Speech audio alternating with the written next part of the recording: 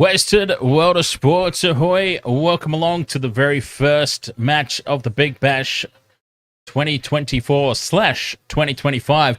We are jumping straight into it live. No fanfare, no intro video. We're just smashing it out live straight away because we're about 12 minutes away from start of play.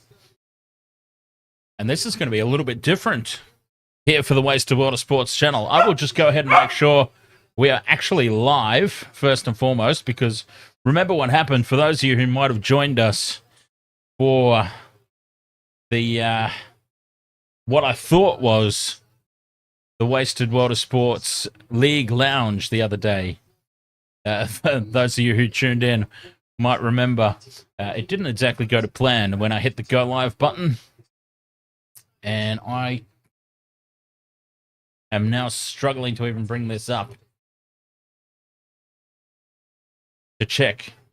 And I'll check on my phone just to make sure that we are up and running and joining you for the start of the Big Bash. We've got plenty of time till start anyway. How are you there? Dean loves stuff. Ahoy, mate. And yeah, it looks like we are up and running. Yeah, fantastic. How are you, Dean? Welcome along here. Big Bash, BBL 14, hey? So, what can we expect from this one? Let's talk overall as we get ready for this game to start. Let's talk overall. The Perth Scorchers, who are playing tonight, justifiably favourites. They always are. Bloody Perth Scorchers, always favourites coming into the competition. Of course, my team, the Brisbane Heat, won the competition last year. But that being said, I have very little faith in them to back it up, and it's very difficult in any competition to go back-to-back, isn't it? So it'll be interesting to see if they can do it again. They've got a good bowling attack this year, the Brisbane Heat, but I'm a little bit concerned about their batting. Their batting seems a little weak and lacking depth, but we'll see how it goes. Scorchers playing the Melbourne Stars tonight. The Melbourne Stars, usually, they're right up there, but they'll be... It's going to be an interesting game, this one, to kickstart BBL 14, because the Scorchers, I would expect, without any mitigating factors, to win this game and win it quite comfortably. And in the Wasted World of Sports tipping contest, I've gone as such. So I have back... Sorry, I just reminded myself of a scene from Third Rock from the Sun. If anyone's familiar with that show, Third Rock from the Sun, that was fantastic. And when the High Commander was like, I am the High Commander, and you will refer to me as such. And then, was it Harry? I want to say it was Harry. I could be wrong about that. But one of the other aliens is like, okay then, such. Sorry, made myself laugh. Dean loves stuff. 2024 Rabbitohs season was bad. Oh, well, look, we are the Wasted World of Sports, but we obviously focus on the NRL primarily. We do some rugby union and everything too, but yes, I would be expecting some rugby league chat in the chat room throughout the course of the evening. DJ Shaq, ahoy, mate. It is the festive season, and what better way to celebrate you have COVID? Well, see what he did there? He set me up just to bring me down. I'm very sorry to hear that, DJ Shaq. But, we found out that potentially COVID is not as bad as it was all cracked up to be, right? I suppose it depends on the type of strain that you, unfortunately, have contracted. Mind you, I mean, it knocks you around still, don't get me wrong. I remember when I had it, and I was absolutely smashed. Very sorry to hear that, DJ Shaq. And Dean Love Stuff has got the runs in my nose. Well, isn't everybody just a shining certificate of health out there in the chat room? And Michelle's hungover, by the way. For some reason, Michelle was going to do this game, co-hosting. I wasn't entirely sure, to be honest, her interest in it. But yes, she went to the test match and got herself well wasted.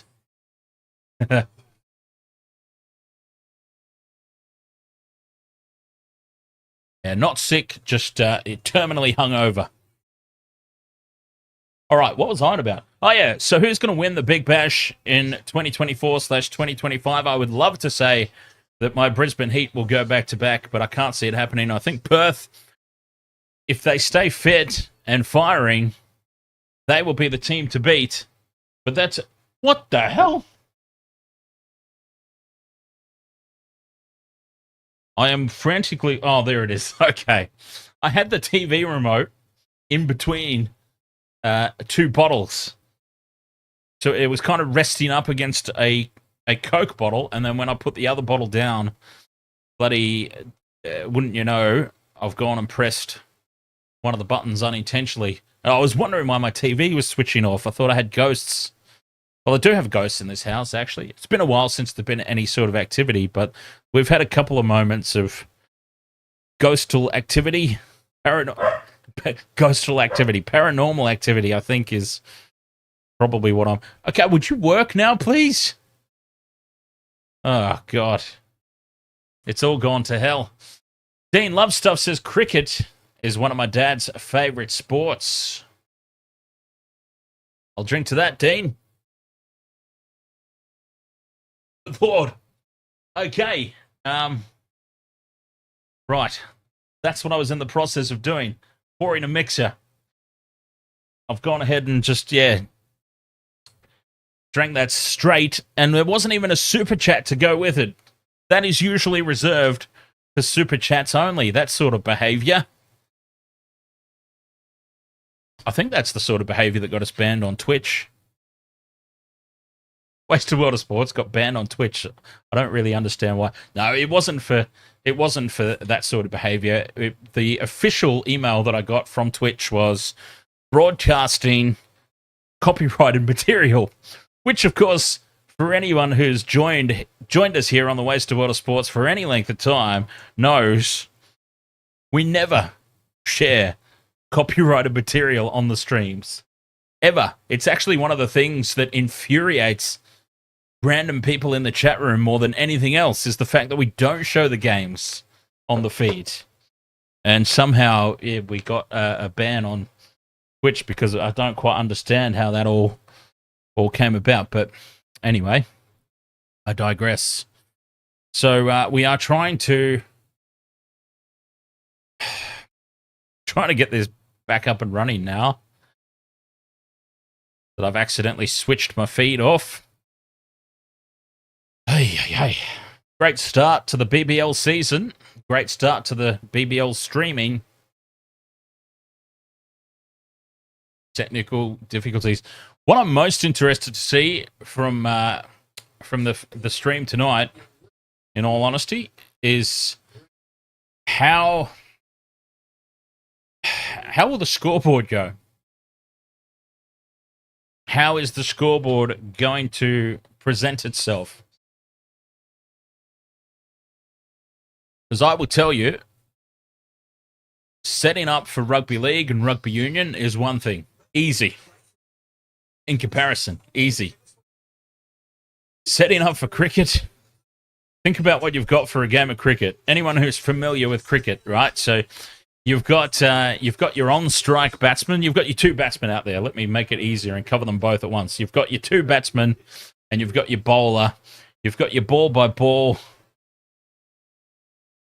You've got your runs required, so your run rate for when a team is batting first, they're setting the run rate, so you follow the run rate. When there's a chase on, you've got to have on the screen the balls remaining and the number of runs and the required run rate. There's all manner of stuff. You've got your worm graphs, your Manhattan graphs. You've got your full scorecard so that you can look back and see who lost their wickets and when and how many runs they scored. There's all kinds of stuff required for a cricket scorecard. I don't have those all up and running for tonight's feed. I must admit, it's going to be a work in progress throughout the Big Bash season. I think we'll see how things go. We'll figure out what's what, and we'll get it all sorted out. Now, I do have a multi, actually. If we can clear that chat off the screen, I do have a same-game multi because The sport might have changed, but the content remains the same. I do have my same game multi on. I've gone for Behrendorff to get 2+ wickets. Hilton Cartwright for the Stars to score 20+ runs. And Clark for the Stars to score 10+ runs. Now, that's what I wanted to talk about, actually. That's a perfect segue.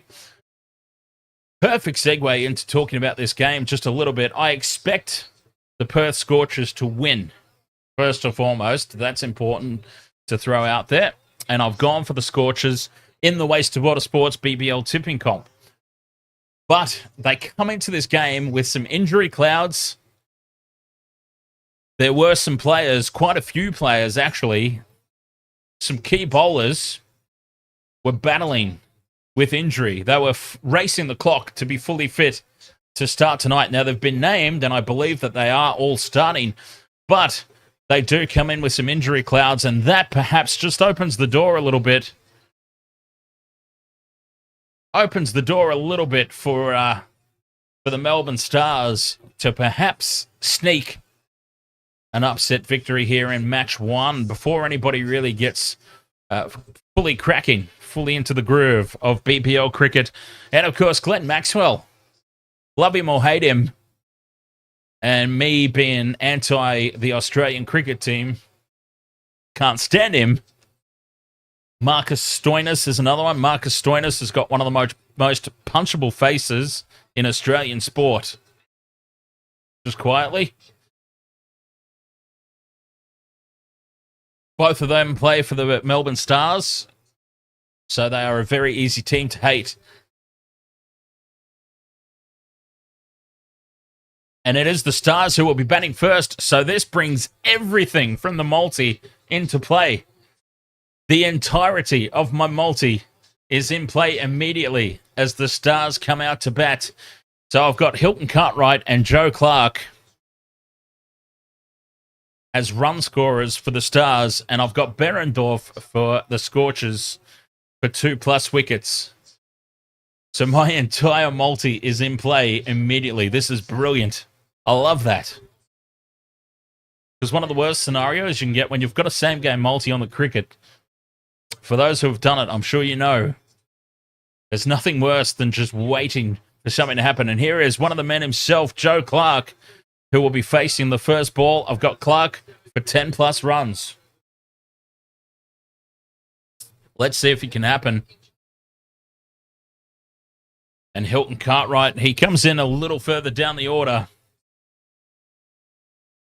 Tom Rogers, the other opening batsman for the Melbourne Stars.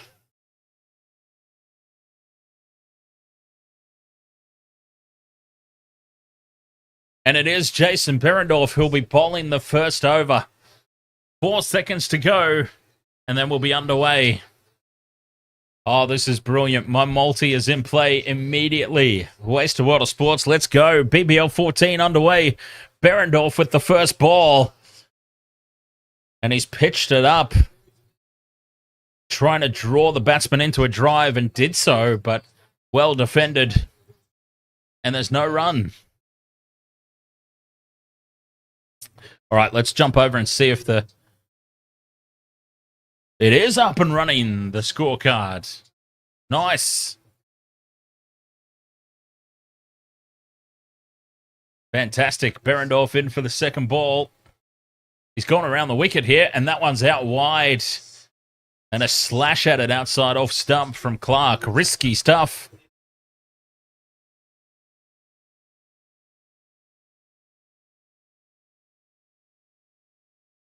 That was there for the taking. So do we have any Perth Scorchers or Melbourne Stars fans in the chat room? Do we have any BBL fans in the chat room? First and foremost, obviously this channel has been built on rugby. And that's a beautiful ball from Behrendorff. Beats his man completely.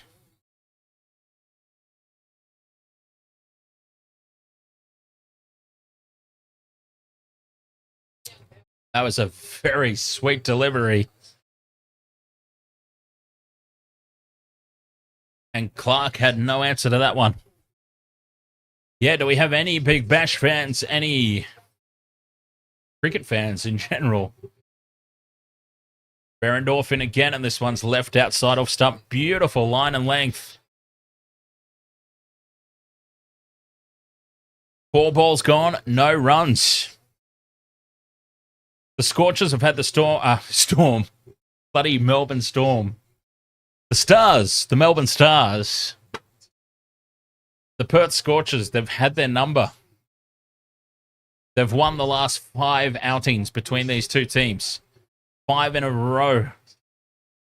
Behrendorff in again, it straightens. And he fields off his own bowling.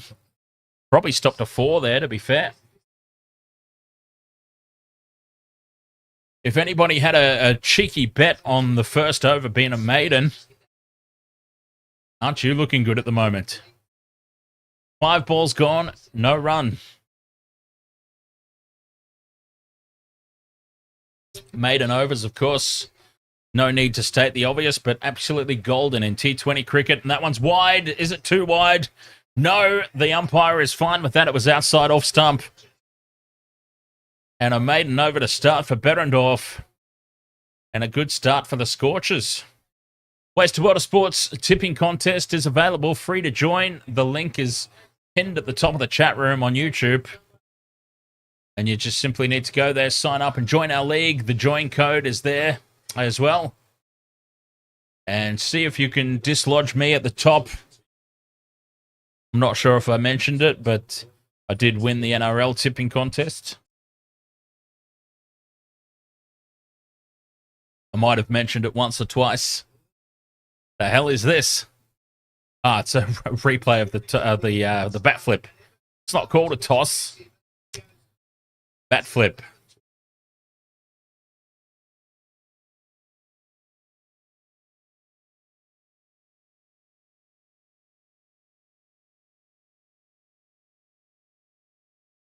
Yeah, well, the kid clearly wasn't listening for the bat flip. Flipped it over a bit prematurely. Rogers on strike now. And Richardson takes up the bowling for the Scorchers. So Joe Clark faced that first over, no runs. We do need him to get 6. No, we need him to get 10. 10 plus. And we'll get a tick off the multi. Excuse me. And that's what we want to see. We want to see a tick off the multi nice and early.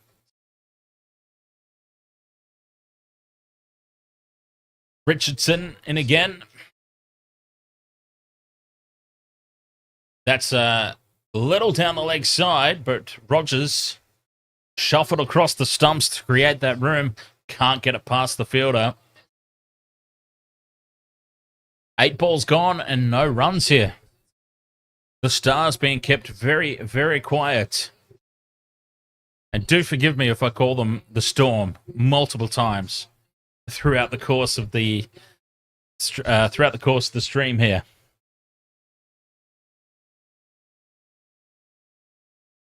Jai Richardson in again. Rogers just places this one away through the gap, just a single. And the Stars are on the board. A sarcastic round of applause from the fans in the crowd.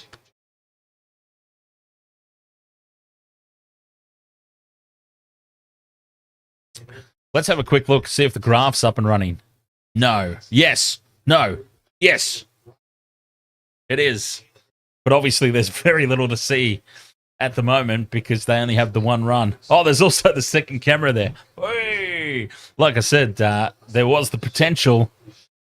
There was the potential there for other people to be joining in today. I forgot to switch that camera off on the other screen. As Richardson in again. 4th ball of the over. It's beautifully bowled. Ball and just outside off stump. Almost drew Clark into the shot. I'm getting very concerned here about Joe Clark. I must admit. I've got him in the multi, as you can see down there. I've got Clark in the multi for 10 plus runs. He's faced 7 balls. and has not got a strike and nearly edged himself out there. Richardson in again and again, beautifully bowled, and Clark just has to defend. 8 balls, no run. Clark, we need him for 10. How painful would it be if the multi was shot to pieces essentially immediately? Michelle could really go some KFC. I don't think KFC's a sponsor of the BBL this year. Or actually, has it ever been? I'm not sure. Oh, it is right there. It's in front of my face. I'm an idiot. Oh, what a swing and a miss. Oh, has he edged it? He has edged it. He's walking. Well, Joe Clark, we were just talking about the pressure mounting on Clark, and there goes my multi. We had Clark for 10 plus runs. He's got a duck, an 8-ball duck. Just hangs the bat out. Oh, you can't do that. And it's beautifully bowled again by Richardson. Perfect line and length. That's it. Joe Clark goes on the naughty list. Little December joke there. Never to be included in a same-game multi again. You great big galoot. Oh, unbelievable. Let down with the first bet of the BBL 14. Anyway, that was hilarious. Absolutely hilarious talking about KFC. Is KFC a sponsor of the BBL? I don't think so. Have they ever been? As there's a gigantic Colonel Sanders staring me in the face when the bowler takes his run up. Well, the Stars off to a really poor start here. 1 for 1. And Sam Harper comes to the crease. It is very easy to ignore the ads on a cricket field, isn't it? Although now it's all I can see. Yeah, of course, now that I think about it, the whole reason... I think KFC's actually been a sponsor for quite a while of the BBL. Because I think the whole reason that they call those stupid light-up bales the Zinger bales is because of the sponsorship and the KFC Zinger burger. God, I'm a moron. Anyway, Berendorf in for his second over. And Rogers has made a complete meal out of that. That is a full KFC box meal. That's a KFC box meal that's been smushed and sat on by the Uber Eats driver. Right there. That was horrible.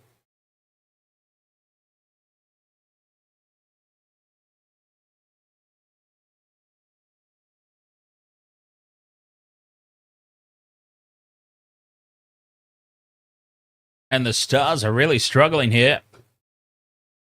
Rogers chops it down and they sneak a quick single. But it's been far from convincing.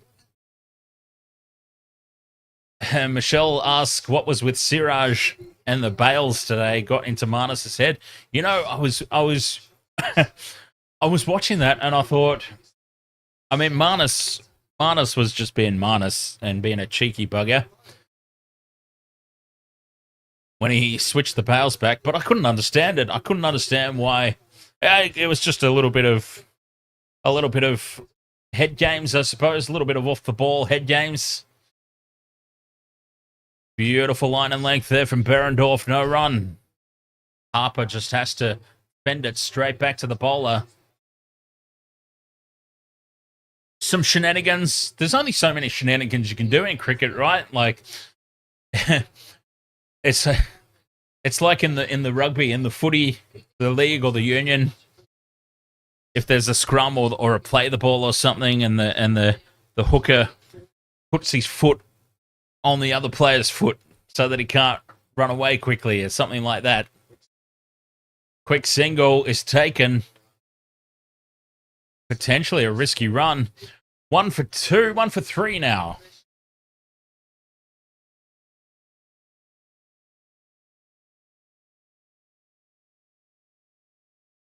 I really, honestly, I don't think Marnus is truly that particular because, as I said, if he is, that's kind of alarming. I don't think he really is. I think it was just a little bit of mind games. Swing and a miss. Outside of stump. No footwork at all from Rogers. And it's 1 for 3 after 3 overs. This is a poor start for the Melbourne Stars.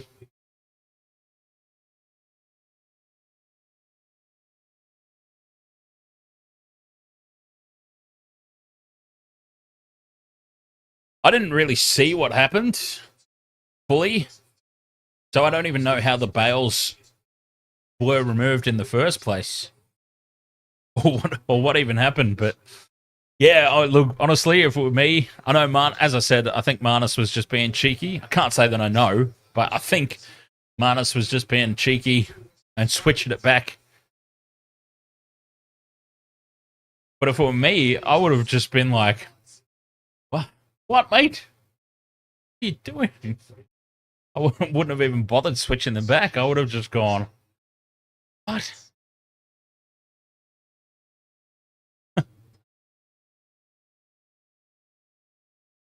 Either that or just completely no-sold it. Not even pay attention at all. The whole situation was very, very bizarre. You would have picked one up and thrown it at him? Yeah, I can imagine. Richardson with his second over. It's full. It's in line. It hits the pads and it's been given. Well, it looked plumb live. And they've picked up another one here. Richardson's doing the damage. Well, I feel like my multi's shot to pieces anyway, to be honest.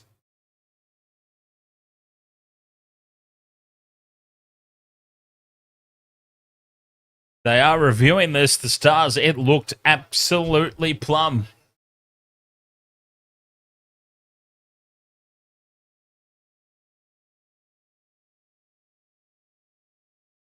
Harper is in big trouble here. Only the height can save him. Perth, of course, renowned for bouncy wickets. He was far back in the crease, though, and it hit him flush. Pitches in line, hits in line. Oh, he's gone. Ooh, hasn't hit the pads at all. He's immediately grabbed his leg. Harper clutches at his back leg. His back leg is down. It's bent about halfway down. I think this is absolutely plumb. It looked like it was out live. But DRS can throw up some very bizarre things, can't it? We saw some very interesting decisions in the test earlier today from the DRS reviews. But watching it live, this looked absolutely plumb. It was a full ball. If this has bounced over the stumps, I don't think there will be an LBW tonight. Absolute plumb. It's hitting middle. That is an absolutely perfect delivery for Richardson. And the Stars, 2 for 3. Well, they are on the back foot big time, aren't they? They could be absolutely done for here. 3.2 overs gone. One-way traffic. We were talking at the top of the stream about the favourites for the competition and the reasons why. It's probably the Perth Scorchers. They will be, once again, the team to beat. As Marcus Stoinis, here he is, the most punchable face in Australian cricket, now that there's been some retirements in recent years. Obviously, that used to belong to Brad Hogg for the longest time.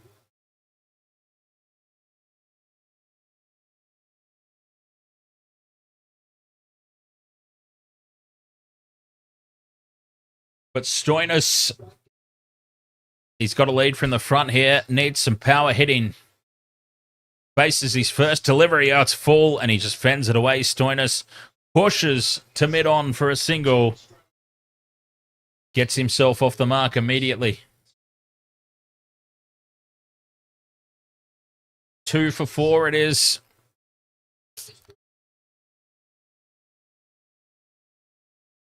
Was the slower ball.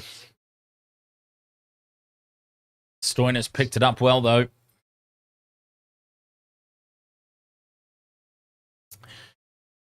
My favourite slow ball of all time was Big Curtly Ambrose. Slashing outside off stump there. Rogers puts it to the boundary. It's the first boundary. And the Stars have got themselves pushing along now. Mitch Vella Sport, ahoy mate. If you were the Stars captain, would you DRS the wicket?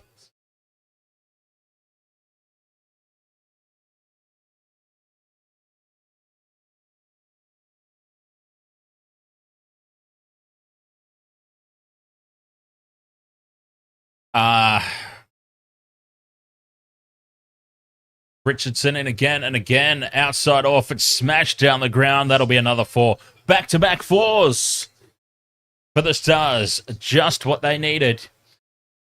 Which wicket are you talking about, Mitch Vella? The LBW was reviewed by the Scorchers, so you couldn't very well review it again if you were the Stars.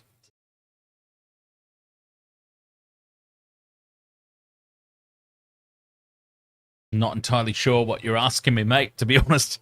Richardson again, his final ball of the second over. Rogers gives himself some space, can't get it away. 2 for 12. 4 overs gone. D-Funk, ahoy, mate.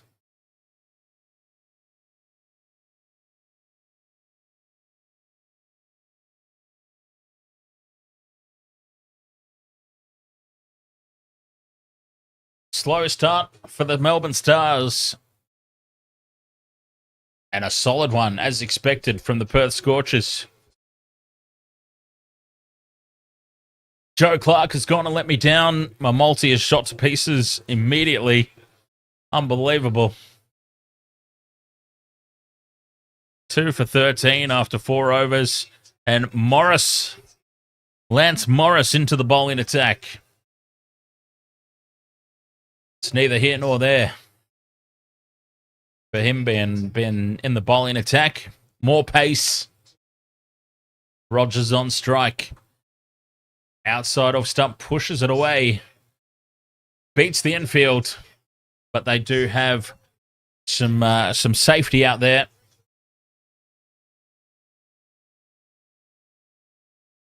D-Funk says, nice to see you doing the cricket.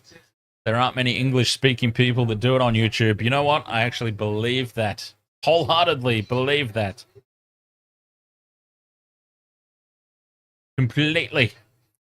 Cricket, of course, massive in India. So I should imagine there's lots of Indian YouTube channels that do the cricket, as Morris is in again. Straight. And all Stoinis can do there is fend it away to the offside. Another dot ball.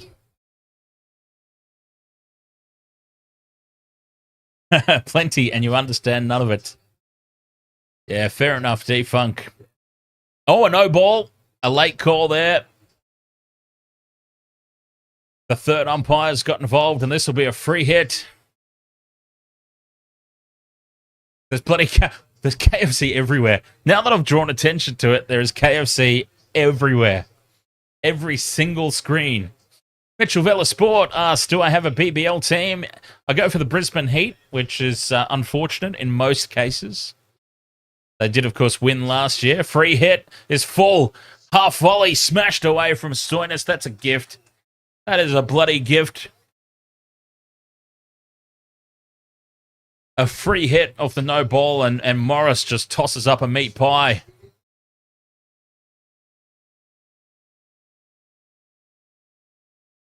Stoinis built like an absolute brick bollock house. Because I'm not allowed to say the other thing. Doesn't look like he eats too many meat pies, but he sure gobbled that one up. And it's another no ball. Well, he's bowled a no ball off the free hit, no ball. The free hit from a no ball. So it's now another free hit. This is incredible. Well, this could be tide turning. This is the sort of bollocks that can swing a match. 2 for 20 now. Another no ball, and Stoinis edges it, maybe, but it's irrelevant because it was a free hit. He did not get hold of it, though, Stoinis. So Mitch Vela Sport, I go for the Brisbane Heat. It's trying. Very testing team to support. But they did, of course, win very unexpectedly, I would say, last season. BBL 13.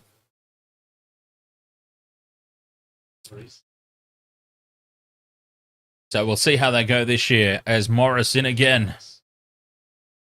A bouncer, and Stoinis just ducks under it, lets it go through to the keeper. He was not interested in that one.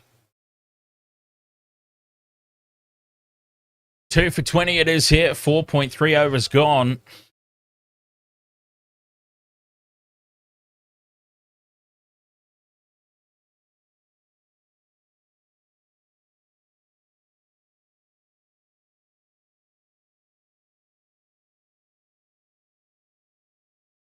Morris, 3 balls left. Because those no balls that he bowled, this one's full. Half volley.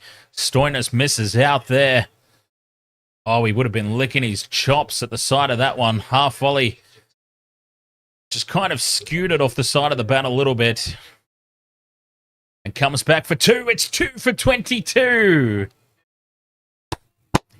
Oh, cheers to Richie Beno. 2 for 22 it is. 4.4 overs gone. God bless you, Richie.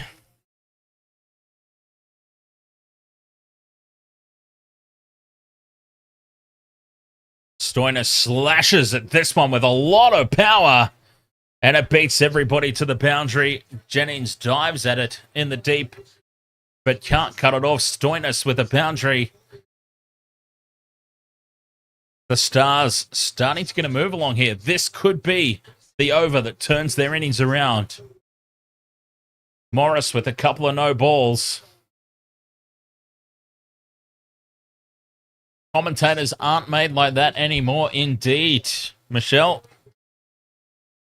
And Tony Gregg. The thing that I loved most about Tony Gregg is probably obvious. For those who know me, it's probably very obvious. It's the fact that Tony Gregg basically played my role in our Aussie Facebook cricket chat. Tony Gregg loved his cricket, loved to talk cricket, but he also loved to back against Australia, didn't he? He was sick to death of Australia winning everything. D-Funk says, I was listening to The Final Dig by The 12th Man about a month ago. Still great comedy. The 12th Man was always a good lot of fun. I remember when I was little, I had on cassette, if anyone remembers cassette tapes, I had The 12th Man, Marvelous, on cassette. Ashton Agar. There's a name that should be familiar for most Australian cricket fans. Ashton Agar into the attack. Spin has been brought out for the first time today. The Stars 2 for 27 after 5 overs.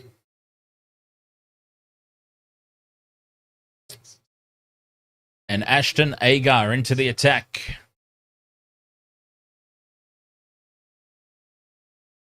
It's full. Stoinis can't get it away. Just a single.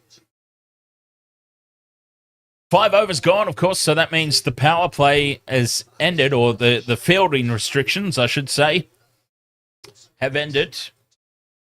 And the Scorchers They've moved the field back to protect the boundary. 2 for 28. Stoinis is 13 off 10. And Rogers 11 off 11. They're just starting to get their innings together here. The Stars. Morris has really helped. You don't want to single out one player. But so far, Morris has really swung this innings a little bit. It was a really poor over, that one. As Rogers just pushes down the field for another single. With the field back, they can just pick off the ones here. Good ball from Agar, forcing Stoinis into a defensive shot.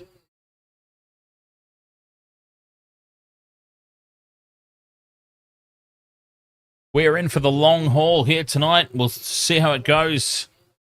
Waste of Water Sports, live on YouTube, live on TikTok.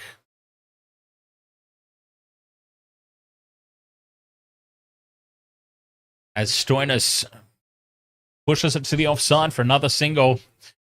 There's ones everywhere now for the Stars. And they can just ease on into things here. Pick off 6 runs and over. Pick off the odd 2 or 3. Again, a little edgy there from Rogers, but 4 runs off Agar's first. And it's 2 for 31. Yeah, so we'll see how this goes. Waste of Water Sports, we've done a couple of cricket games in the past, but not a whole lot. So we'll see how it goes. Will it become a regular thing? Will we do all the Big Bash games? Well, probably not. In all honesty, probably not all of them.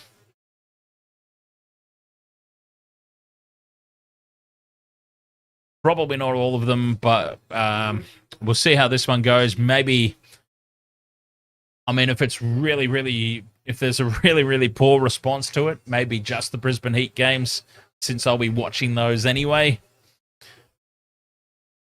There's a lot of games in the BBL, basically, to try and get through, as Cooper Connolly CC's. CC. Oh, God, I hope there's somebody in the opposite team named Niles. That'd be fantastic. Imagine CC bowling to Niles. Aussie Mozzie, ahoy, mate. How are you, sir?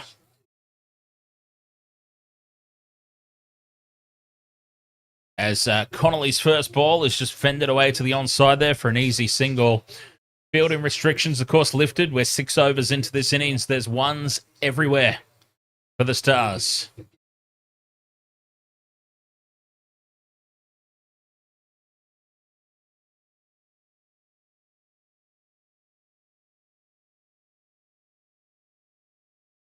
Scorchers with spin from both ends now.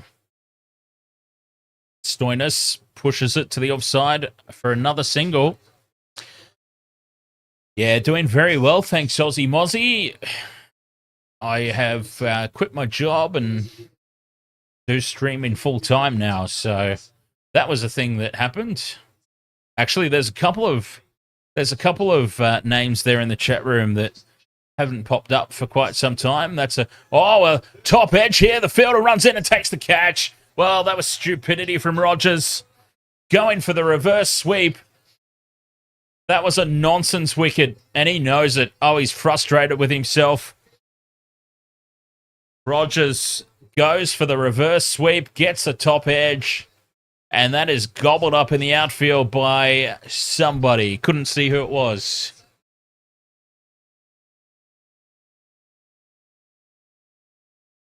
And CC gets his wicket. Cooper Connolly, it was caught by Hobson. Well, that was a really poor shot from... Unnecessary, too. I had just been talking about how the field is back now. The restrictions have been lifted. There's ones everywhere. They lost 2 early wickets. All they needed to do was rebuild this innings. Rogers was set. Stoinis is set. They had a partnership brewing. Just take the ones and then put the loose balls to the boundary. He's gone for an absolutely outrageous reverse sweep there, Rogers, and he's thrown his wicket away. Unbelievable.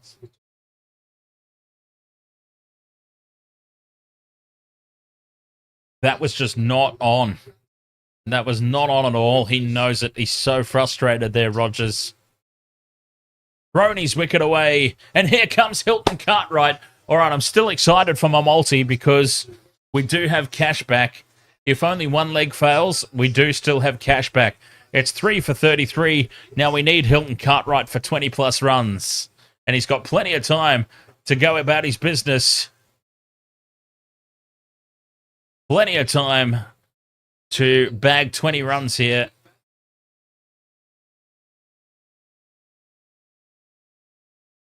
Three for 33. The Stars, they were recovering. Rogers will be so furious with himself there. It's Cartwright. Plays it down to long on, sorry. He's a right-hander, isn't he? Down to long on for a single. He's off the mark. 19 more we need from him.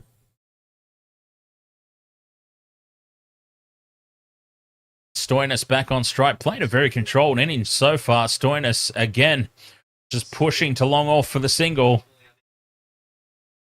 4 off the over and a wicket. The Scorchers well on top here. 3 for 35, the Stars.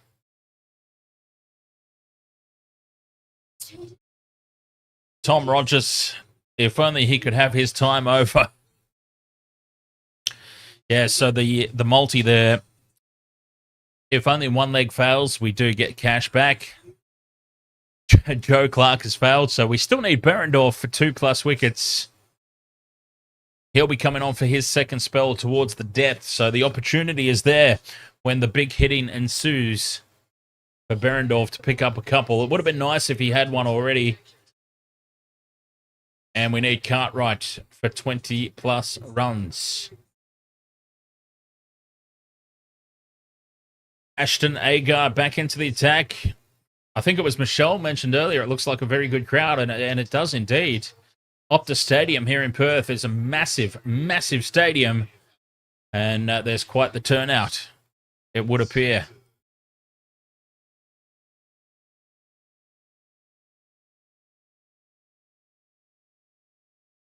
Agar tosses it up to Stoinis, and Stoinis has a crack, and he puts it up into the crowd. There's the first 6 of the innings, the first 6 of the night. And it's Marcus Stoinis, and he didn't even really fully swing at that. It felt like he just guided this one over the fence. Stoinis could be the key here for the Stars' recovery. And this could be the over. This could be the one where he's decided, Ashton Agar, I'm going to take you on. You toss it up like that, I'll take it.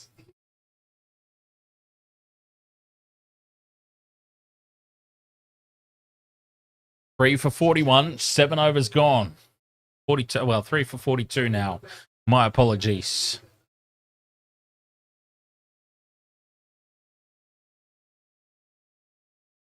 Not out of this by any stretch of the imagination, the Stars. Plenty of time left. Agar into Cartwright. Pushes it through the gap on the offside. Another single. Oh, KFC caved into the hangover or caved into the advertising? I feel like it might have been caving into the advertising. Agar. In again, fended away to the offside by Stoinis. A very controlled innings by Stoinis, as I was saying. Now, this is a flaw in his game. Oh!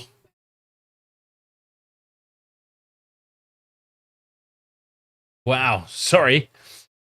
There was an advertising skirt that just popped up that wasn't KFC. I got a little bit shocked. It was Toyota.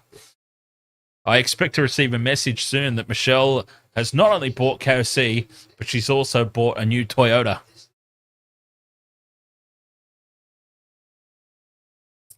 Very controlled innings by Stoinis, as I was saying. Here he is again. He's hit the 6 off the over, and he just fends it away for another single. 3 for 45, 8 overs gone.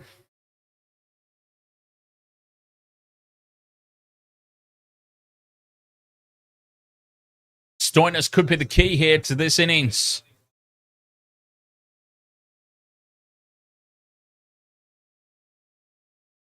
He's controlling things well at the moment.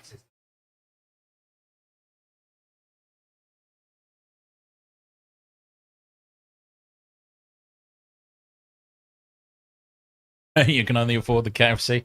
Tell you what, I had KFC the other night. It has gotten expensive, man. I'm telling you. I remember I used to, back when I was on a severely limited budget. I mean, as I said earlier in the stream, I quit my job to do streaming full time. So I'm I'm doing it. It's a little tight at the moment sometimes. When I haven't been paid, it's a bit tight. So I start to notice things like, and the price of KFC's gone up. I remember when I was living in the city, I was living over at Kelton Grove. The KFC box was my go-to I'm broke meal, if you know what I mean. Like everyone who was a student, you had your broke meals. And the KFC lunchbox used to be one. Now you've got to save up to get the bloody thing. Beautiful delivery there from Ty. Pitches it up. Falling outside off stump, and it's a swing and a miss from Cartwright.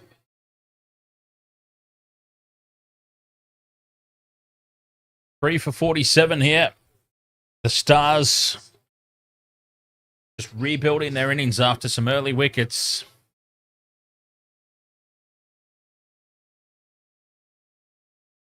Stoinis is the key. They can definitely build around him. And leading edge from Cartwright. They get the single. They had to rush through. And Cartwright moves to 4. But yes, Stoinis is the foundation here to build this innings around. The Stars are shite. LXH 2000. Ahoy there, mate. The Stars are shite. So they're not out of this.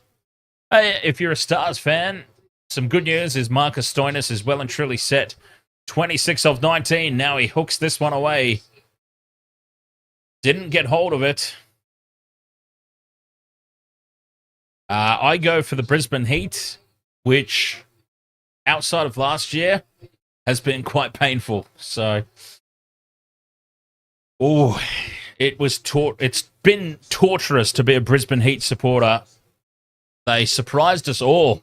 I think they surprised their own fans, myself included, more than anybody else last season.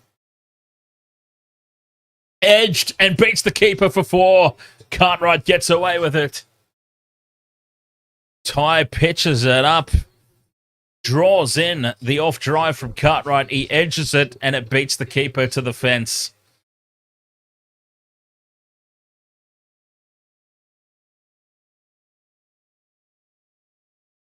Unlucky there for the Scorchers. Cartwright goes to 7. That's good because in our same game multi, we need him for 20 plus runs. And it's been a nervy start for Cartwright. Stoinis is the only one who's really just come out and he's been in control from ball 1. As Cartwright taps it down and thinks about a run. Oh, it would have been crazy. And that's the end of the over. 3 for 53. 9 overs gone. Oh, you're a Thunder fan, LXH. That's all right.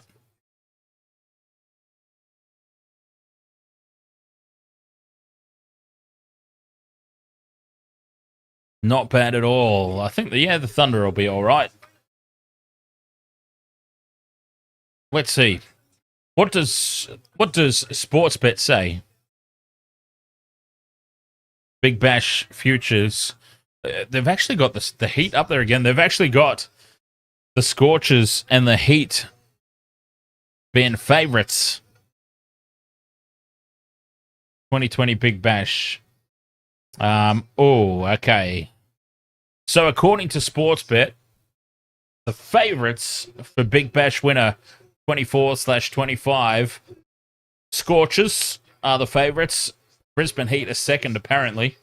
Sydney Sixers, Adelaide Strikers, Hurricanes, Thunder, Renegades, and Stars.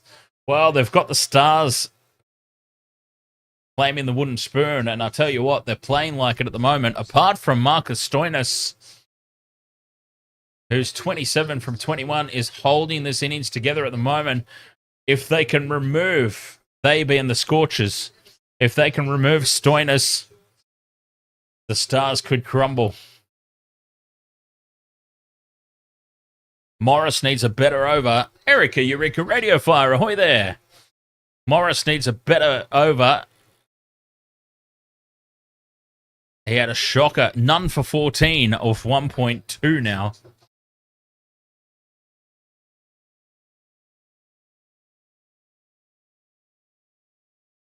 Three for 54 for the Stars. Almost halfway through this innings. Very slow start.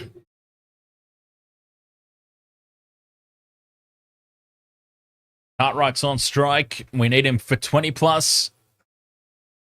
Morris throws it in halfway down the pitch, and Cartwright chops it to the offside for just a single.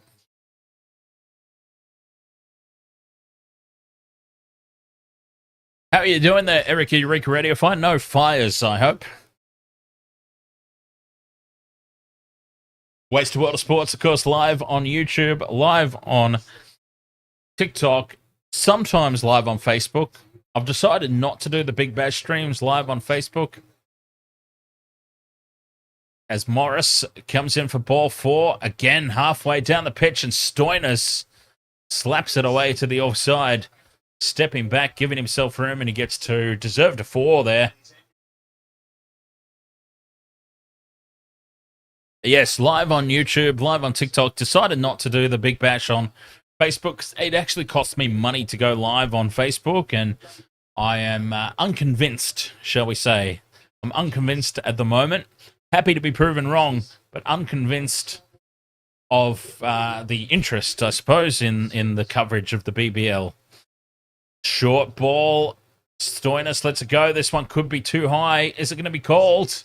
It is called a wide. A delayed decision. But the wide is called. And Morris, again, giving away extras.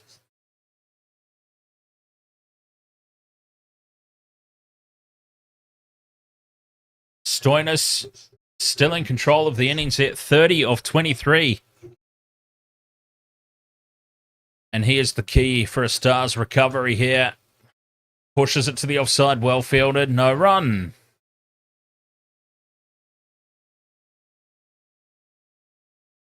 Very composed innings from Stoinis. One of my criticisms, I suppose, of Stoinis has been he just sort of goes out there and just tries to smash everything. He is showing a lot of control. And if the Stars do recover here and go on and set a big score or a decent score, then it will have been off the back of Stoinis as he just fends to the onside for a cheeky little single. 10 overs gone. The Stars are 3 for 59.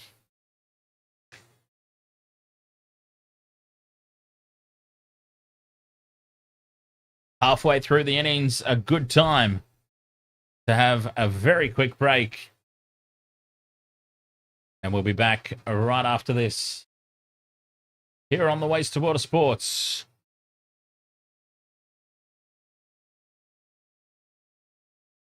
Oh, there are those cheeky screens. There are those cheeky screens I've been looking for. These are indeed the screens I've been looking for. Yeah, so we will have a quick break.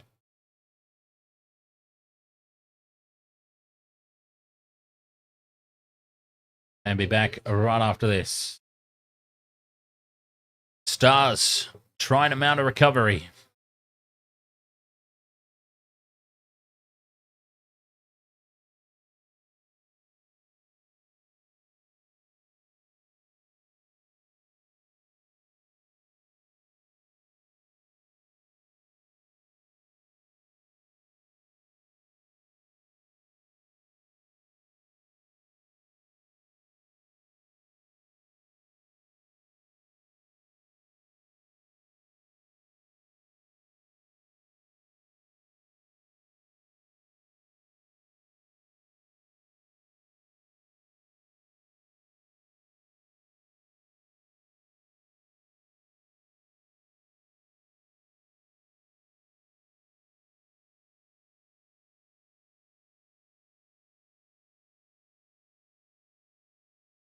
Oh my god! I've come back and Border Patrol's on. You know what? This is actually very painful how Channel 7 does this. You gotta jump between stations if you want to keep following along with the sport that you watch. Just put it on one channel and leave it there. I mean, can you imagine doing a stream, right? And I'm halfway through, not even halfway through, but a quarter of the way through. I'm just like, all right, I'm going to be over on this channel now. 10 overs gone. Stoinis is on strike. We talked about it right before the break. Stoinis is the key here. Ty halfway down the pitch. Stoinis tries to chop it away to the offside. Can't beat the field. He might just feel like he's missed out there, Stoinis. But he is the key. Playing a very controlled innings out there. He's hit the 1-6, 31 off 26. Tie in again. Short. Tries to pull it away. Doesn't get hold of it. It'll just be a single. Plenty of coverage out there for the Scorchers. They have got everybody back on the fence there for Stoinis on that leg side.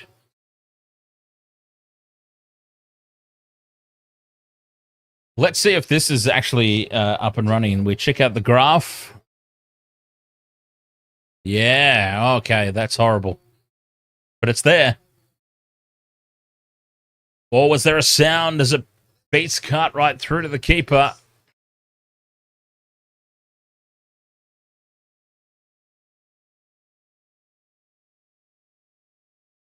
Ty, 1.3 overs, none for 7. He's bowling extremely well there, Andrew Ty. I'm waiting for Berendorf to come back into the attack because we need those 2 wickets from him. Ty in again, his 4th delivery, fallen on the pads. Cartwright lances it away. Just the single.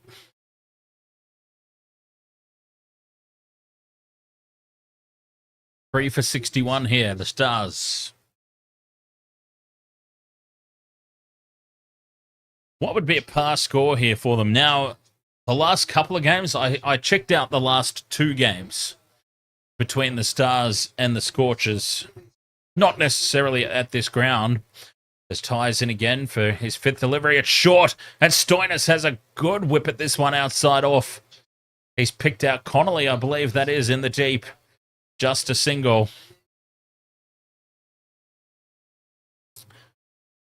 But yeah, the last 5 games that I looked up, the Scorchers have won 5 in a row.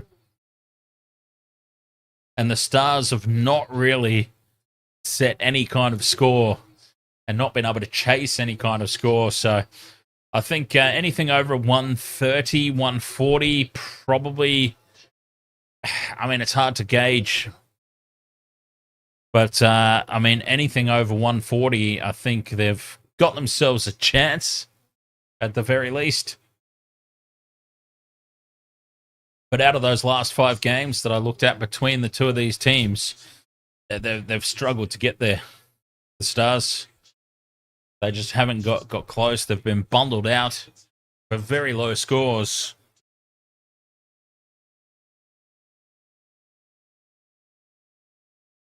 and it will be up to Stoinis to get the job done here. If he stays at the crease and plays like he's playing, with 9 overs remaining,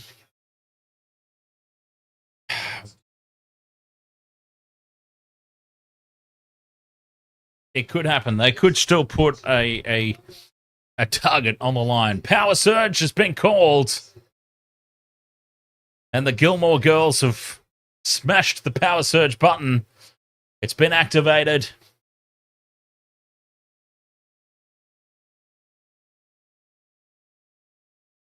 And it is time to fly now. Stoinis is 33 off 28. Cartwright's 9 off 12. It is time to go. Jacob, ahoy there, over on TikTok. Waste to World of Sports, of course, live on YouTube, live on TikTok, and sometimes as well live on Facebook. It is time to go for the Stars. No more fluffing about. 5.73 run rate's not going to do it. They've got 2 batsmen who are set, and Richardson tosses one up wide outside off stump. A half volley, and Cartwright cannot get hold of it. UFC, OnlyFans, ahoy, mate.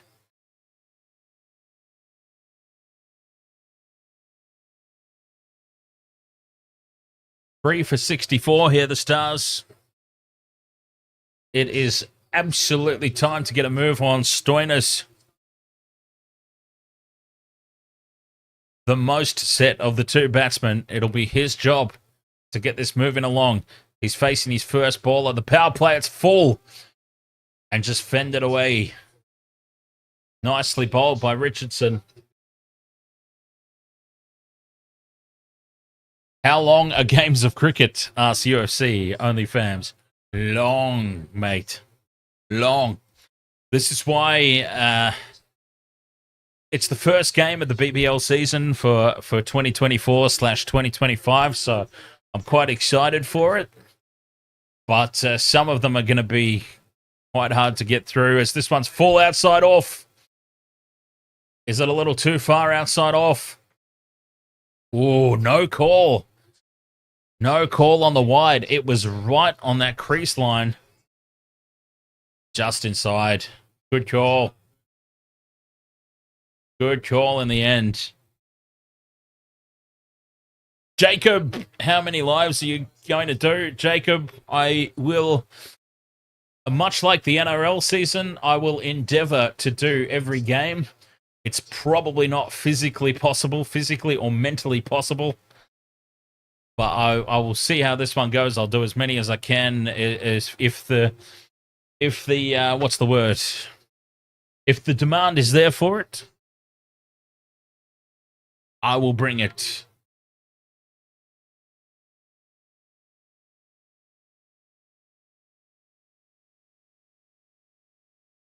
Wasted World of Sports, doing NRL, doing rugby, looking to expand the repertoire.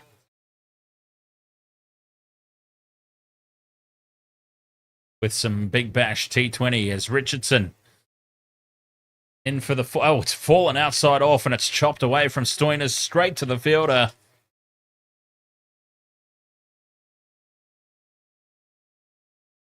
They just can't get the ball away here. The Stars, good bowling.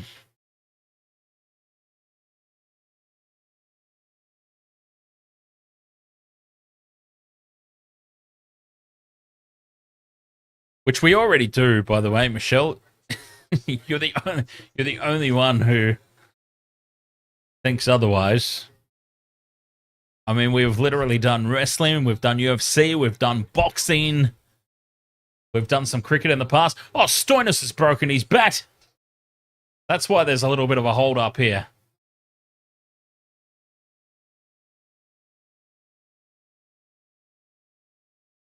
And my God, they've brought out an entire sports store for Stoinis to pick his replacement. Surely, I mean, honest to God, surely he has got one in mind that's like, should the unusual situation arise where my bat breaks, this will be my number 2 bat. They don't need to bring out the entire bloody rack for him to choose from, surely. Anyway, who am I to judge?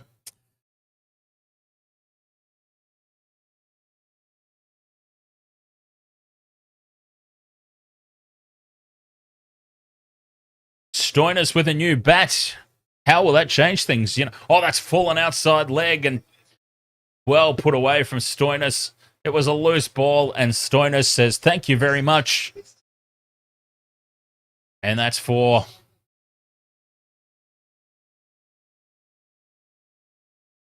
poor delivery and put away. Yes, Stoinis. The Stars' fate lies in his hands, I think. Lies in those massive, massive arms. And that very punchable face. Richardson, last ball of his third. Nice ball, full. Taking the quick single here. It hits the stumps and he's gone. Stoinis throws the bat in the air because he knows he's gone and cocked this up. Well, that was unnecessary. A direct hit from mid-on, and Stoinis is on his way. He's got himself run out. Didn't need to do it. And the Stars, that is the second wicket that they've thrown away from a set batsman. Rogers with the reverse sweep earlier, and now Stoinis has got himself run out. The single wasn't on. It was unnecessary. Hits and he's gone, and it's a direct hit and he's gone by a long way, Stoinis. He knew it immediately. He threw the bat up in the air in frustration. Marcus Stoinis gets himself run out, and the Stars are in a world of trouble now. He was the set batsman. He was the batsman capable of wreaking havoc in the final overs. Well, they've still got Maxwell.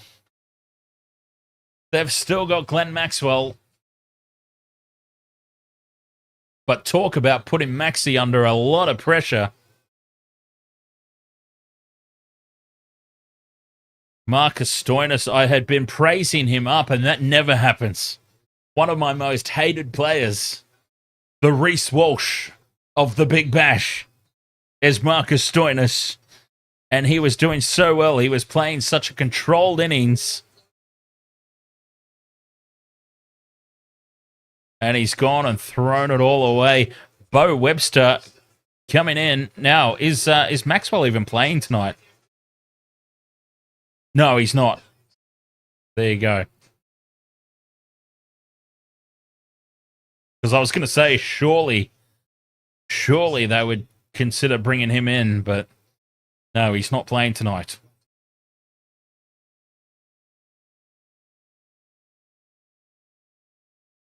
Ten and over from here gets them to an acceptable score. It's going to be hard. Webster off the mark immediately. Oh dear. Marcus Stoinis, I had been talking him up. Gets himself run out horribly.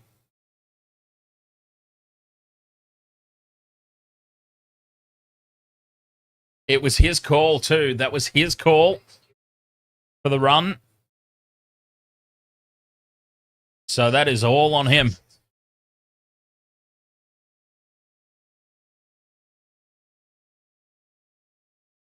Letting the team down there. 4 for 69. Oh, and a slash of this one. Doesn't get hold of it. He'll get one. At least one, maybe two. Do they come back? They do. And Hilton Cartwright is just not seeing it out there. 15 balls he's been out there for now. 12 runs.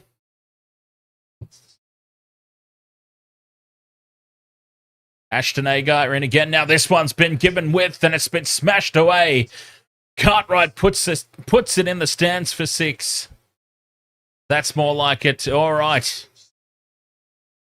We need Cartwright for 20 plus runs. Our multi is still on. Well, not to win, but a one-leg foul cashback. He's on his way. Hilton Cartwright. Finally got hold of one. 2 runs away from it. Oh, this one's high. It's gone straight up, and it should be caught. And he's gone and got himself out. 2 runs away from the tick off the multi. Oh, what a goof. The power surge has brought wickets galore here for the Scorchers. Cartwright puts it straight up in the air. It doesn't even get outside the circle. And the Scorchers fielder just plants himself under it and gobbles it up. It's Behrendorff. That unfortunately doesn't count towards my Behrendorff for 2+ wickets, but it's all irrelevant anyway because Hilton Cartwright has gone 2 runs short of ticking off that leg of the multi, the goof. Hilton bloody Goofright, I'll call him from now on. Oh, I've been let down horribly in my first same-game multi of the season. Both batsmen have failed. And Behrendorff's yet to take any wickets yet either. It's not been a good start. It's looking like a good start to the tipping, though. Wasted Water Sports, the tipping contest. tipping.cricket.com.au. I'm pretty sure it is a free BBL tipping league that we have started. The join code is 5. Well, it's probably pointless reading it out anyway. You need a pen and paper handy. You need something handy to jot this down.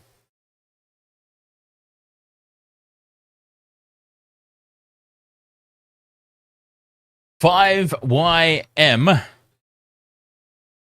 02 WUZ. 5YM 02, and that's the letter O, by the way. WUZ is the join code. Surely there is somewhere in there to actually search Wasted World of Sports as well to find our league. The comment is pinned to the top of the YouTube chat as well. Connolly in for his second over. It's full down the leg side and chipped away for 4 runs. Tom Curran out there now. 5 for 77.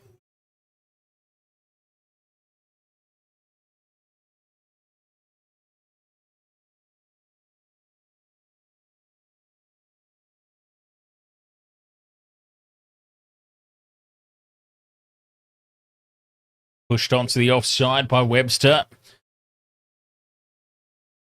Just the 1 run.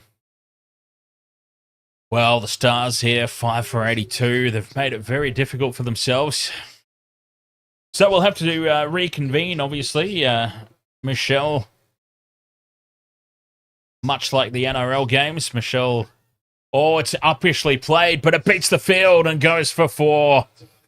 Curran. Very, very lucky. It was in the air. It was there for the taking. But yeah, Michelle is much like the NRL season, of course. Welcome to any of the games. I was surprised, as I said at the top of the stream, somewhat surprised that she was interested at all in the Big Bash. To be perfectly honest. And we do have potentially some very special guests throughout the course of the BBL, but I will believe that when I see it. And to be brutally honest.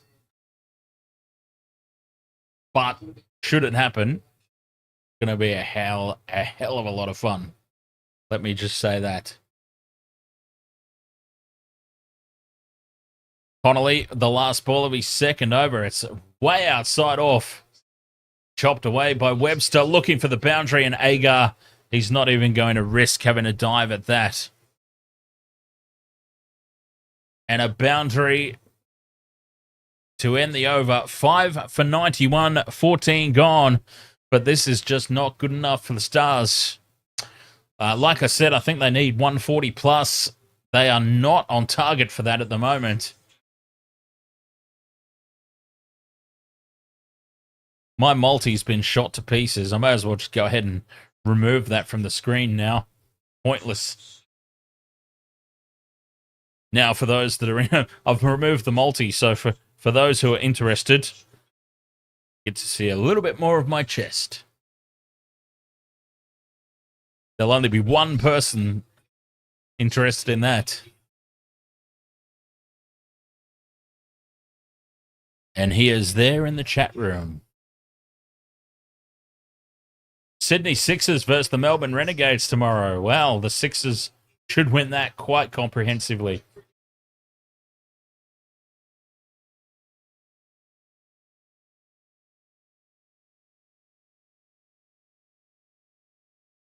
Worst case scenario, Michelle, we just nag the bollocks off them until they actually show up. I mean, that's how I had to do it for Intoxigamer. Morris in his third over. It's short and a late decision by Curran to have a crack at that one. It's called a wide. Well, Morris has been giving away the extras.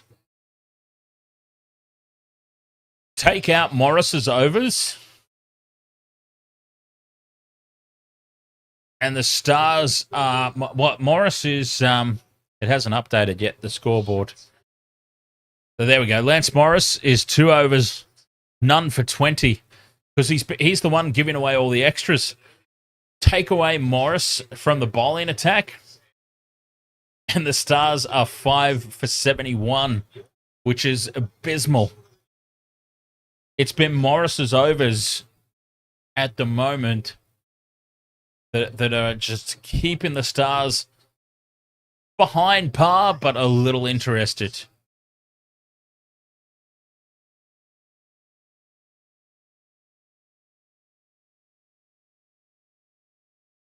Already with an extra in this one. That's a much better delivery. Well on target. And Webster just dabs it down for a single.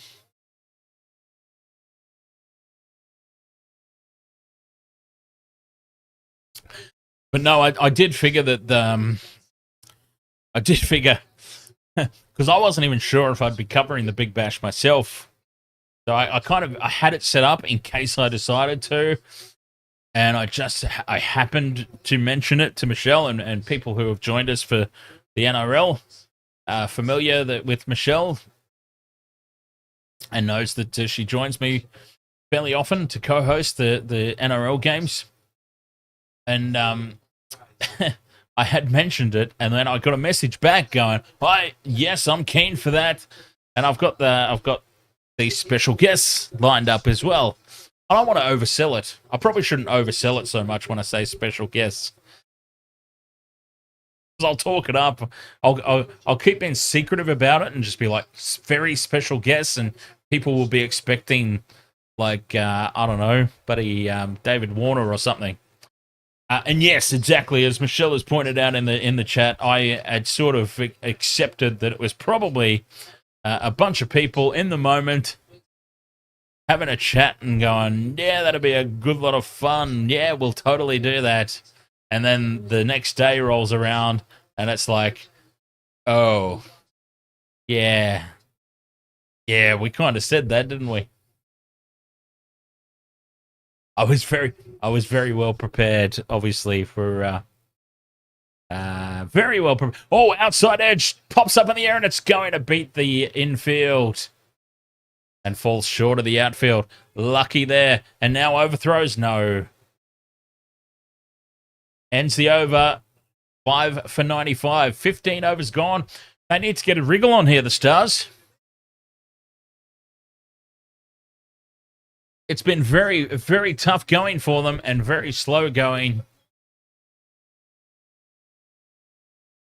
And Stoinis was the man that could have turned this around, but he went and got himself out. What a different innings this would look like if Stoinis and Webster were both still out there. They both threw their wickets away. completely unnecessarily. 5 for 97, 15 gone. Waste of Water Sports bringing you the action here on YouTube, on TikTok, and Andrew Ty. In again, is Berendorf? Yeah, Berendorf will bowl. Yeah, Berendorf will bowl the 17th. Oh, maybe he'll bowl the 18th and the 20th. They're probably holding Berendorf back for the very, very death. Not that it matters anymore. My multi is gone, but I did have, just for reference, I did have Berendorf for 2+ wickets. As Ty moves in again. Hammered over mid-off by Webster for 4.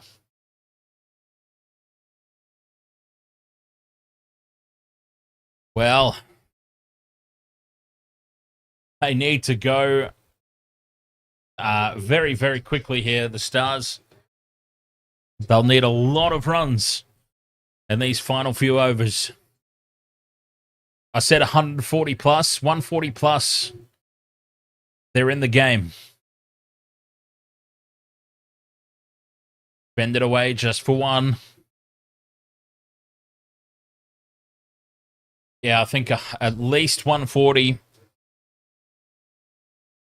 And 140 probably won't be enough. But if they can scramble themselves there, they've at least got something to bowl at. I always say, even if you're a below par score, if you just give yourself something to bowl at. Edged for 4.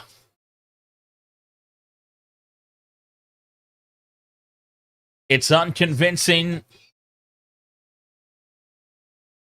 but it got the job done. Rock my balls, ahoy, mate.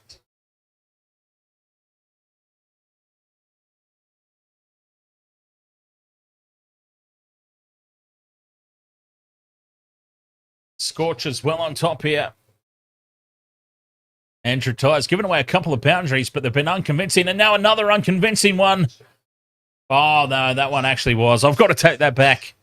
I've got to take that back. It looked like it had gone straight up off the top edge. But Curran actually got all of that and has hooked it into the stands for 6, 75 metres back.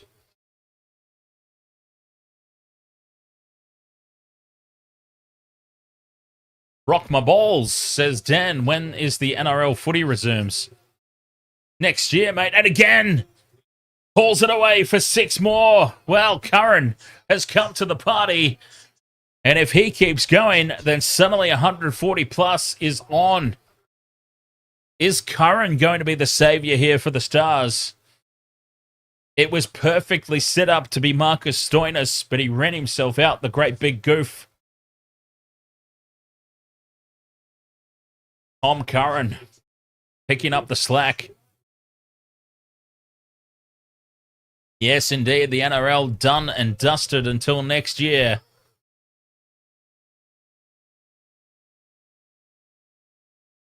And I'll tell you what, Michelle, if you're still there, block your ears. Block your ears. I'll give you a moment to block your ears. Because I just want to say, early prediction, a way too early prediction, Melbourne Storm will be winning next season. You heard it here first. Melbourne Storm are the team to beat in 2025. It'll be a Storm Panthers grand final with Melbourne taking revenge for this year. As, well, what have I just gone and done? Nice ball there from Richardson. Full. Webster can't do anything about that one.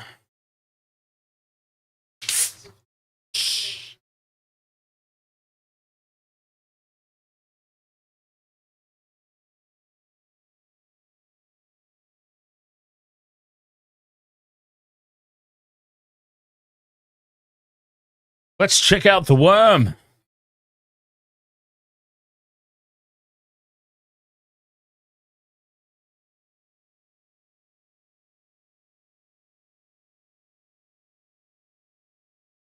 as the Stars try and get themselves back into... Whoop! Hey! As the Stars try and get themselves back into this innings. Hey, Ahoy, mate! Defunk, you agree, but you can't see the Panthers making it? Ooh, that is a bold call. Bold call, that one. I'll tell you who won't be making it. The Broncos.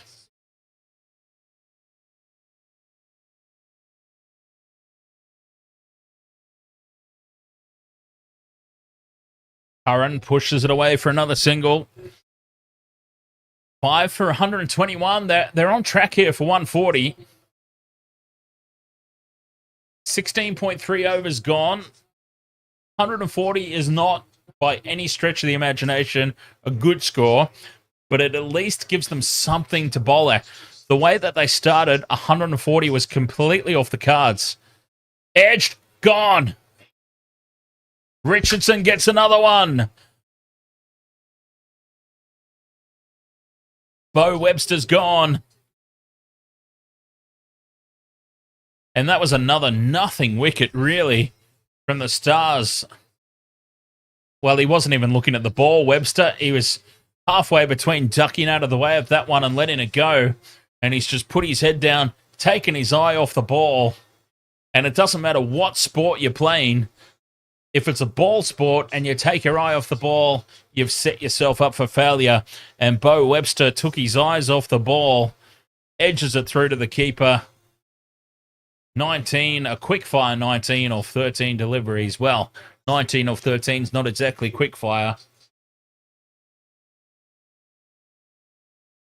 The 6th wicket falls for the Stars.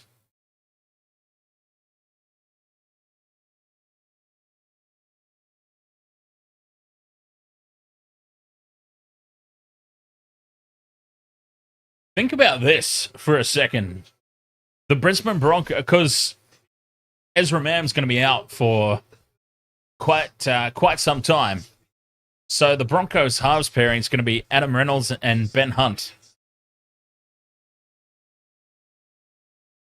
A collective, I'm pretty sure that I'm right about this, a collective age of 70 years. Like, holy hell. Whew.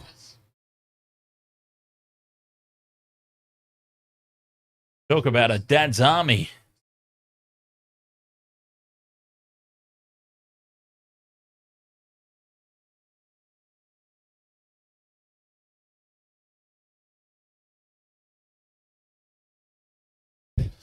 This will be the last ball of Richardson's spell. 3 for 18 after 3.5 overs. He has been immense. 3 wickets. And they have been valuable scalps as well. Ball and on the legs. It'll just be a single. 3 for 19 after his 4 overs. What a spell from Richardson. 3 overs left here for the Scorchers to try and just get something. If they can go 10 and over, which they surely have to, that'll be the target, you would think, that they're setting for themselves.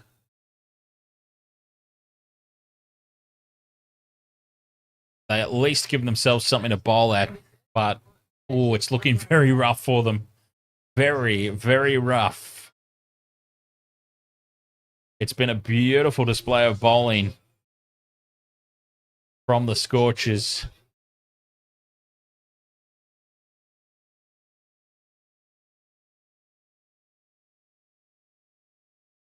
Six for 123, and here comes Berendorf. He is bowling his last 2 overs at the death, as we predicted. Curran is on strike, the set batsman. Off the outside edge, just pushed down for a single.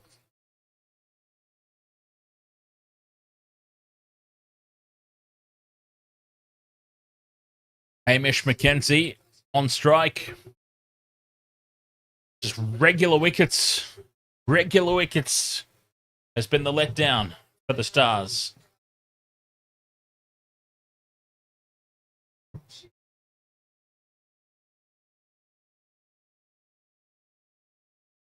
Behrendorff in, nicely bowled, but taken off the legs just for one. Or did they take the one? They surely took the one. Yes, they did. Ran the single there. Yes, if they can get themselves up to 140 plus, it's far from a decent score, but it'll be something at least to bowl at. Behrendorff, outside off, trying to pull it onto the onside. It was not there for a leg side play. And no run.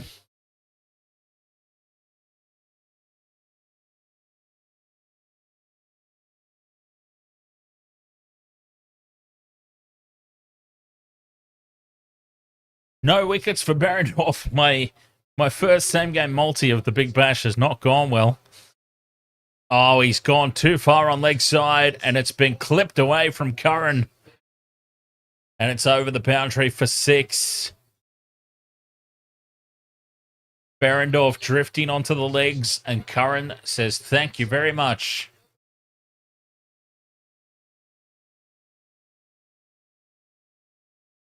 They've had the foot on the throat, the Scorchers, but they've failed to really go in for the kill. A couple of times, the Stars have looked like crumbling, and the Scorchers have just not bowled well. 6 for 131, 17.4. They will get to 140. They will have something to bowl at. They'll need to start well with the ball chopped over the top of the infield off the outside edge for 4. A lucky 4, but they'll take it. No third man. A gift 4 runs.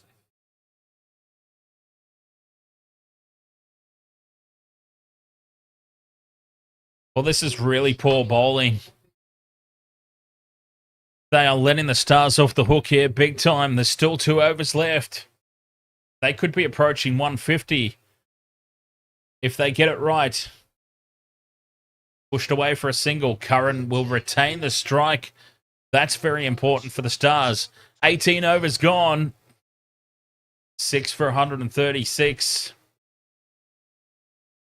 I think 140 is defendable if they bowl well.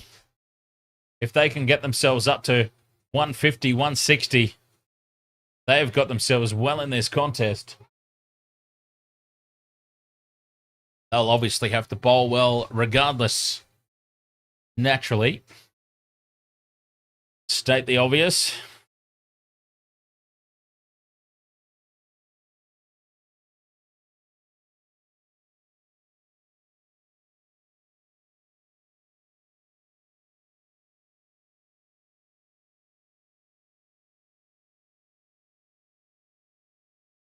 A wicket, and they'll be right into the tail.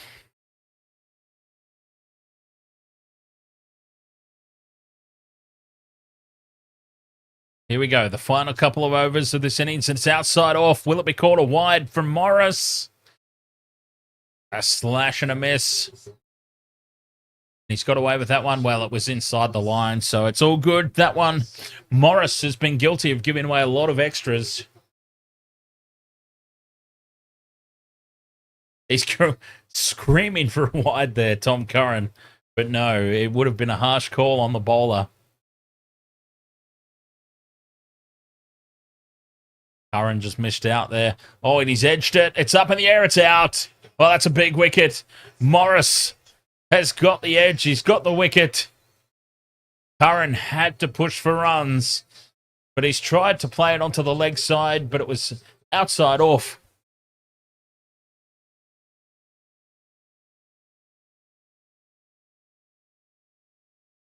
Morris gets his man. And the Scorchers, they've not made it easy on themselves. but the foot's back on the throat. They could roll through these last couple of wickets. 7 for 136.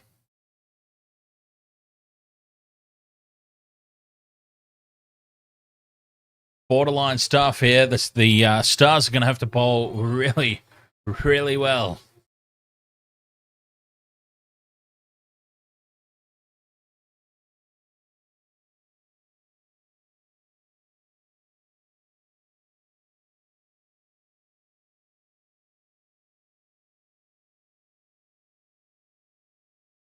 Adam Milne out to the crease.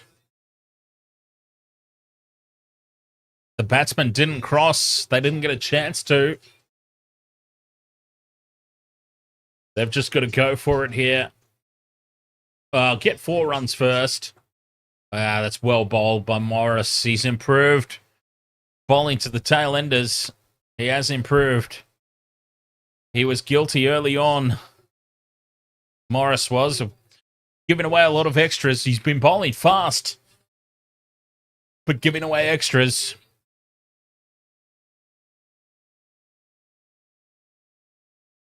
He's just he's starting to improve things here. 1 for 26 after 3.3. They've got to go for it here, the Stars. They do. Gets it over the infield just. And it's a big shot for just a single. Well, they come back for 2.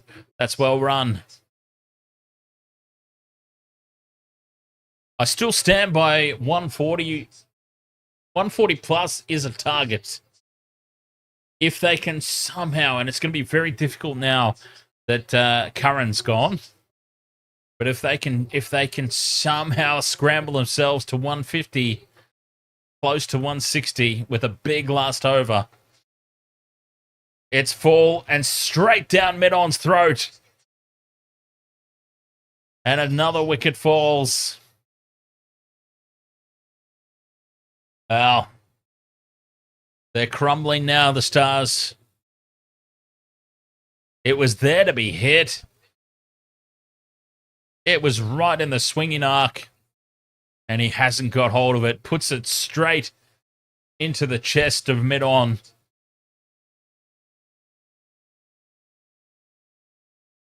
Another gift wicket. There's been a few of those this innings. Quite a few.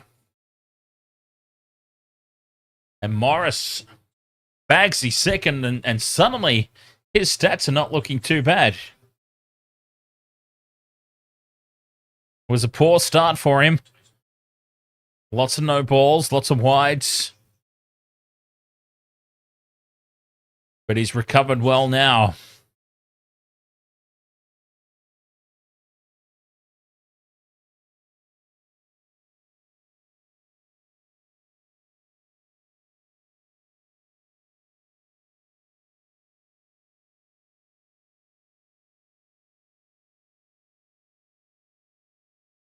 Oh, that's hilarious.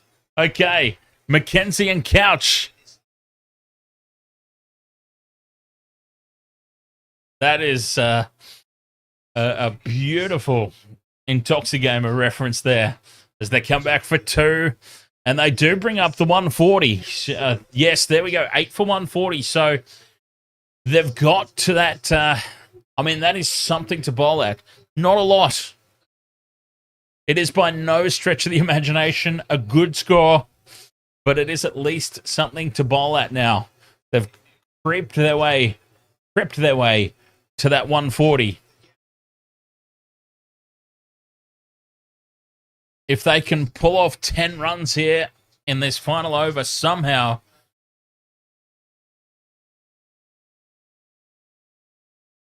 and bowl well, this might not be the walkover that we feared. None for 15 for Berendorf to bowl the last over. It's a half volley, and he's failed to put it away there, Mackenzie. It'll just be 1. They might come back for 2. They do. Well run. Pushing for the second. Can they get it up to 150 plus?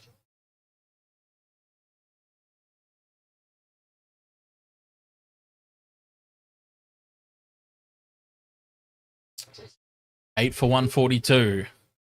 5 balls left in the innings. It's another half volley. Getting away with it. It's top edged and out. And that'll be the 9th wicket down. That was an easy take.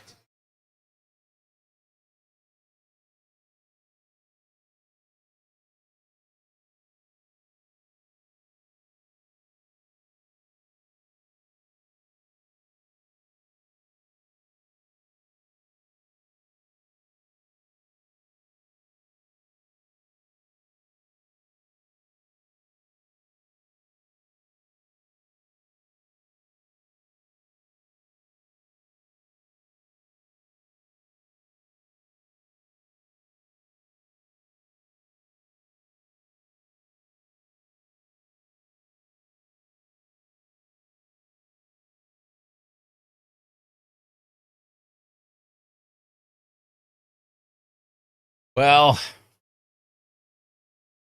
it was a half volley. It was there to be put away, but it's a big ask for a tail end batsman. And he has just popped it up for an easy catch. Defunk says not many Kiwis in the BBL this year. That's usually how I pick my team. I'm with you there, Defunk. I mean, that's how I settled on the Brisbane Heat back in the day. They had Brendan McCullum. Daniel Vittori was in the coaching setup for a while. I think the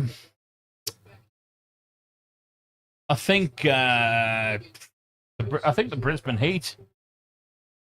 I think the Brisbane Heat have got one this year. We've got Colin Munro.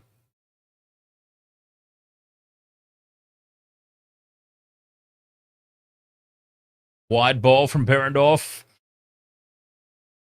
So, yeah, I think the Brisbane Heat are still rolling with the Kiwi internationals. I think we've got Colin Munro as our opener for this year. Peter Siddle starting to look like a bit snowy on top there. Which, I mean, that happens. He's getting on.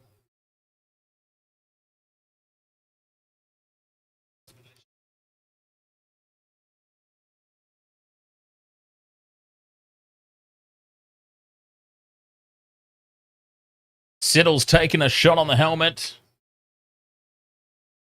There'll be a little bit of a stoppage here.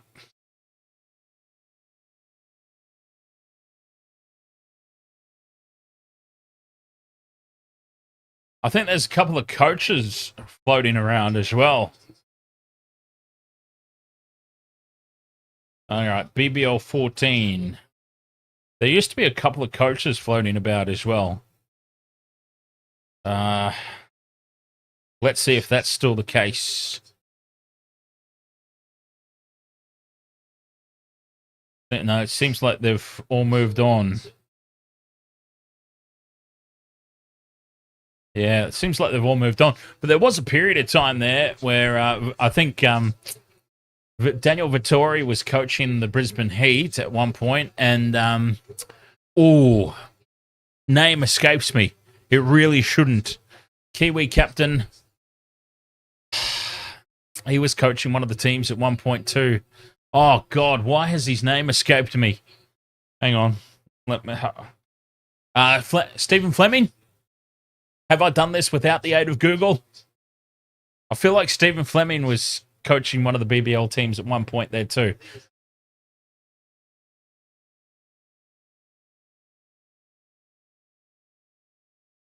Two balls remaining in the innings, 143. As I keep saying, it is something to bowl at, but it's not going to be anywhere near enough. Looking for two here. The Stars racing back, and a good throw gets him. A good throw gets him, but I don't think it was a good throw. And they should be in for two here, the Stars.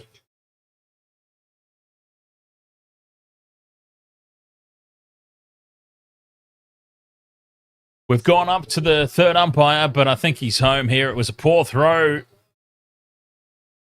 It's going to be close, but he's... Oh, geez, it's going to be close. He's in. I don't think he can give this out. They're missing a frame or two.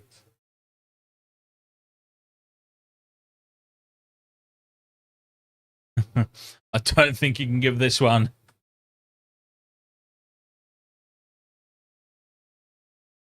Not out.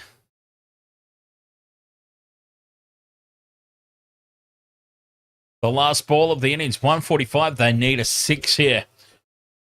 A 6 would be, I mean, state the obvious, but it would just be so valuable. Just for the scoreboard. Swing and a miss. They'll take the single as Behrendorff misses down the bowler's end. 9 for 146. They're going to be about 20 or so runs short here. The Stars.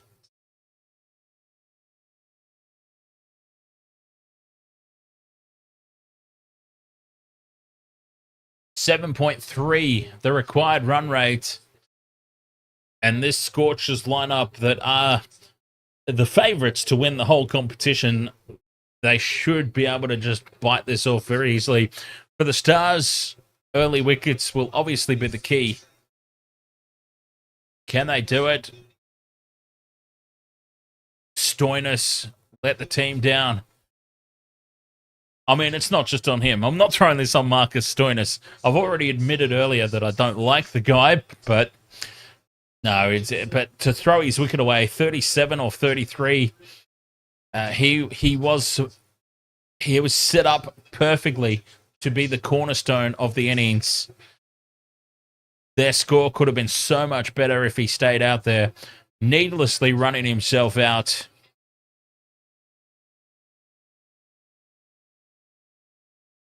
Be interesting to see. Is it enough? I don't think so.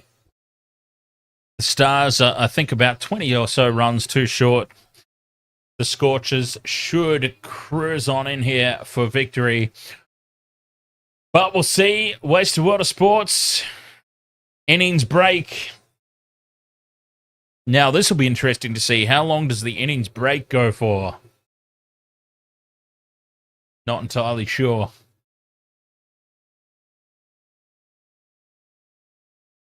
We'll figure it out. It's not like halftime in the footy. I know that much. Halftime in the NRL or the rugby.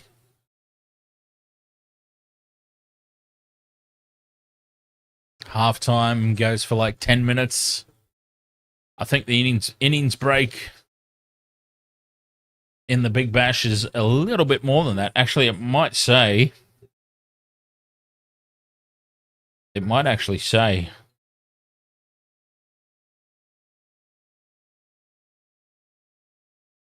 When are they back? No,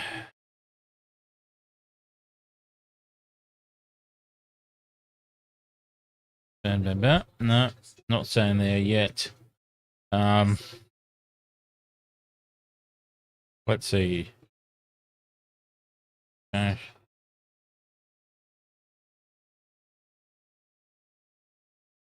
Innings break. Oh, okay. Apparently it is only 10 minutes. Well, we'll see about that. We will see about that. All right. We are halfway through this game. The Stars have set their score. Will it be enough? I feel like they're just a little short. We'll see. They reckon a 10-minute innings break, eh? We'll see. I'll give it 5 minutes. Because this is all a learning experience, isn't it? Here on the Waste of Water Sports, the BBL coverage. I'll give it 5 minutes. And we'll see. We'll see if it comes back in the 10-minute time frame. Waste of Water Sports. Innings break. We'll be back after this for the run chase. A run chase that the Scorchers should hunt down. I reckon... Okay, let's make a prediction.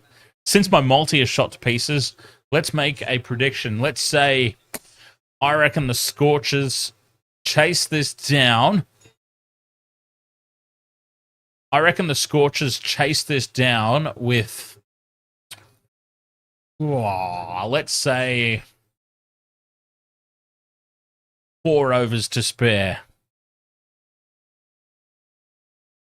4 overs.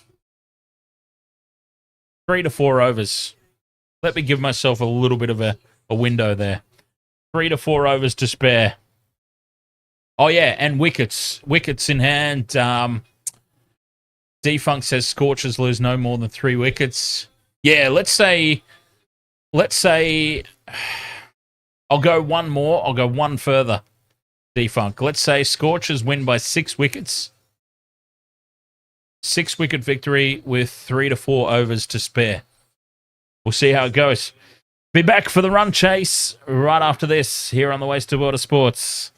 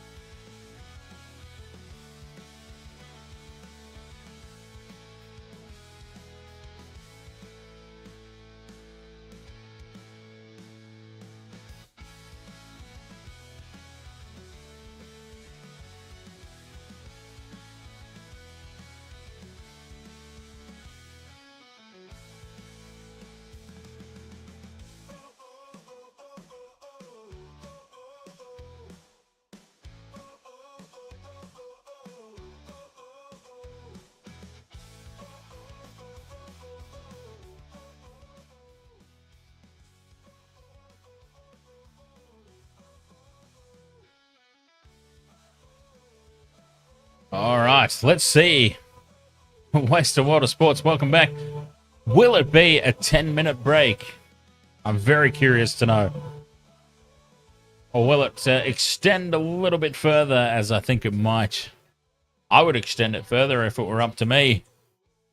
But we'll see. Our first BBL stream of the season. How long will they keep us holding on for this run chase?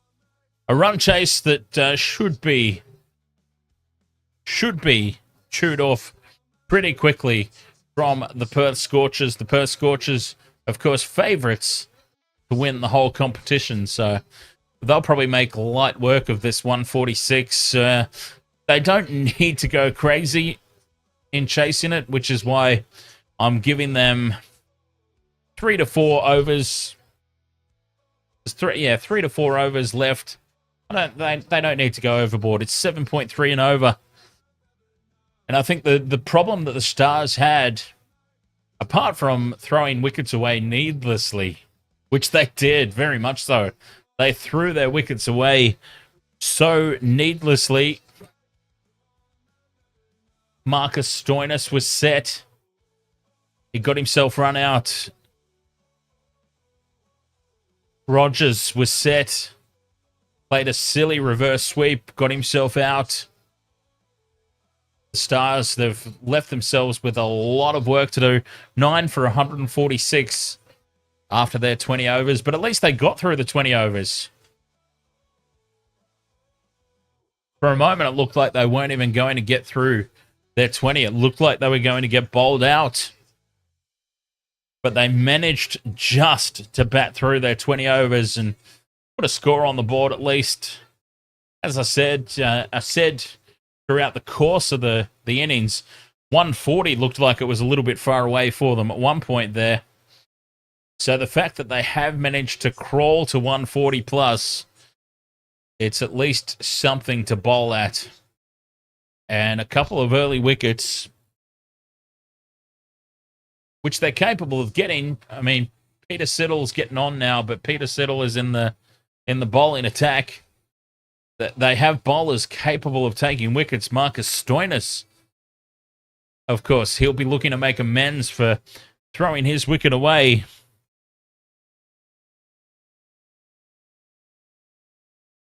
Hell's this? The Bali 9.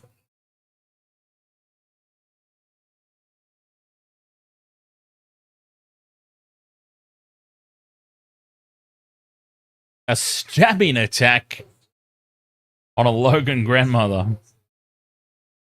Yeah, well, that's what you want to hear, isn't it? And now what's going on here? Exit. Thank you. Defunct's got his prediction in. He's gone Scorchers to lose no more than 3 wickets. I've gone 1 extra. I reckon the Scorchers chase this down and win with 6 wickets remaining and 3 to 4 overs left, which would constitute a fairly comfortable victory. No stretch of the imagination there that would be quite comfortable. We'll see. A couple of quick wickets will make it very, very interesting. And it was constant wickets that just slowed things up for the Stars. We can see on the YouTube stream their worm graph just failed to really catch on and kickstart. Nobody's won yet, Nate. We are in the innings break. The Stars set a fairly mediocre target. 9 for 146. And the Scorchers will be coming out to chase that down momentarily. And, yeah, we were just talking about how I think the Scorchers will chase this down quite comfortably. I reckon they win by 6 wickets, and they win with 3 to 4 overs to spare. No Wasted Water Sports here, Nate. We do the NRL, we do Super Rugby and the Rugby Union Internationals. We do the occasional special event for pro wrestling and boxing and UFC. And this season, the 2024/2025 season, we are covering the BBL. Just because there's bugger all else to do throughout December, right? No soccer, I'm afraid. Soccer is quite honestly, soccer is just not for me. I appreciate it as a sport. I understand its popularity. It's just not for me.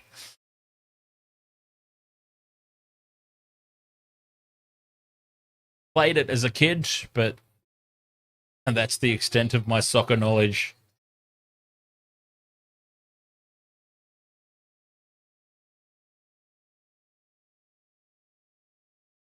Cricket, just the BBL. Yeah, I cannot sit through a test match. I mean, we do the Cricket World Cups. There has only been one Cricket World Cup in the length that the channel has existed. But, you're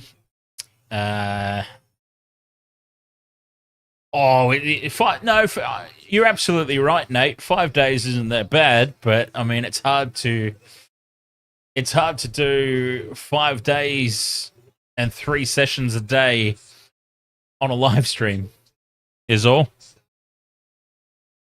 As the Scorchers are out to bat.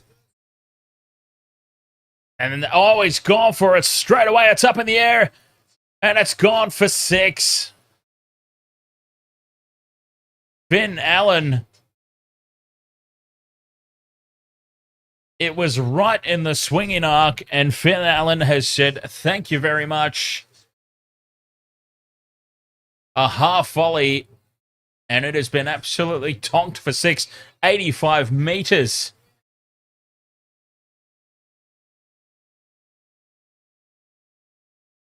And Finn Allen on ball 1 has signaled the intent here for the Scorchers. They are coming after this. And they are coming after this quick smart. Milne with his second ball has bowled him. It was in the exact same swinging arc. And he has missed it this time. And that is the wicket they needed, the Stars. Clean bowled. Finn Allen, a 6 off the first ball. Clean bowled with the second ball.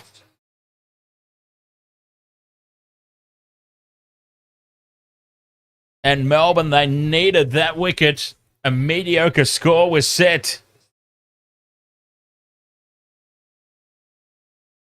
1 for 6 after 2 balls. Milne with the big breakthrough. Finn Allen on his way back. He got a little bit too comfortable there, I think. A little cocky, shall we say. Nate asks who I think will win the BBL. I think the Scorchers.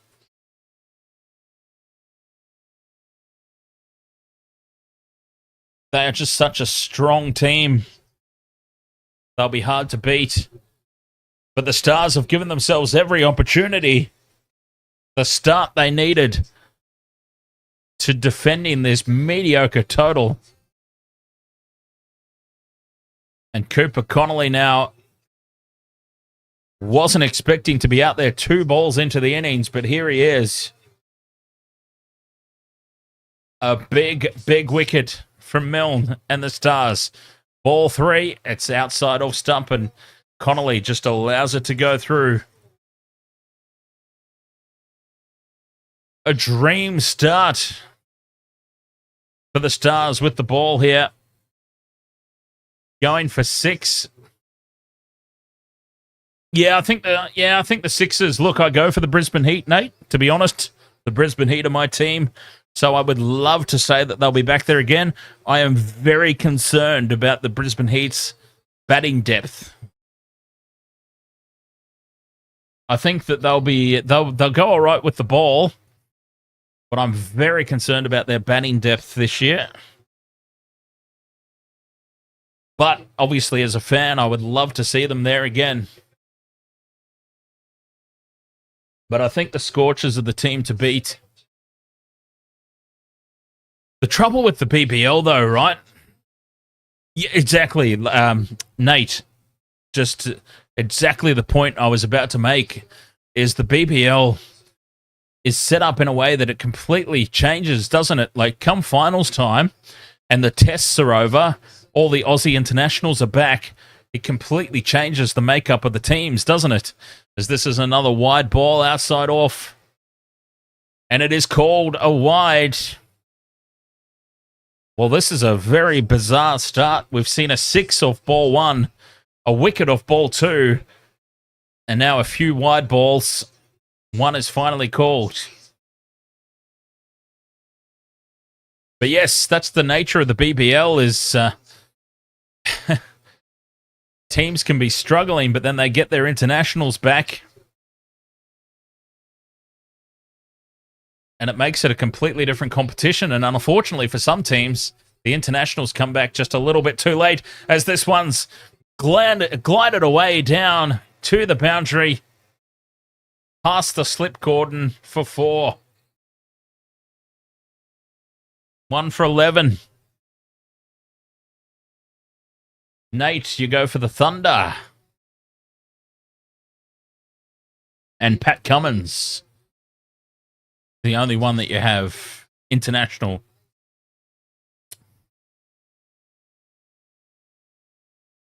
Let's have a look. I've got to admit that I'm not across.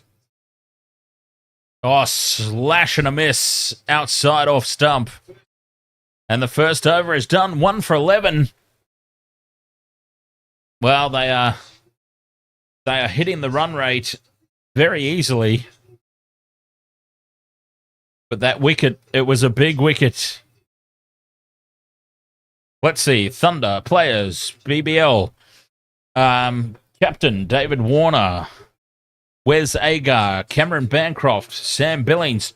Sam Billings used to play for the Heat.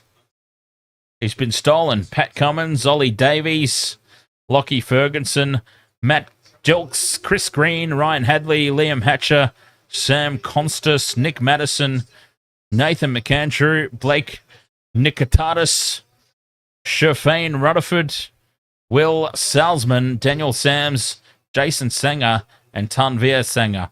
Well, yeah, well, there you go. Only Pat Cummins. Interesting. As Peter Siddle into the bowling attack now.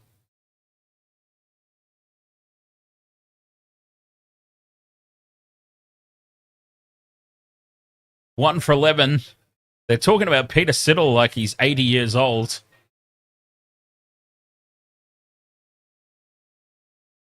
He's getting a bit snowy on top there, Siddle, but at least he's still got his hair, which is more than I can say for myself. Down leg side on ball 2, chopped away for 4. Jennings puts it to the boundary, and this is the difference between the two innings. The Stars, when they were in bat, boundaries were very hard to come by. It was very slow going. Who's my favorite NRL team? Unfortunately, I go for the Sharks.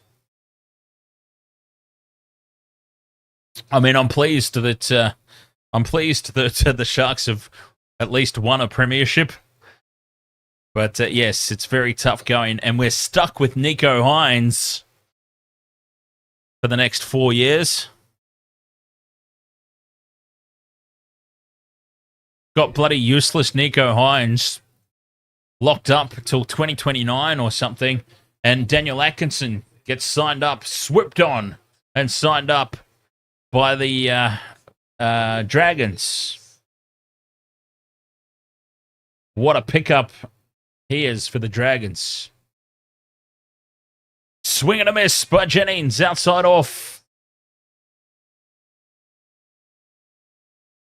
1 for 15.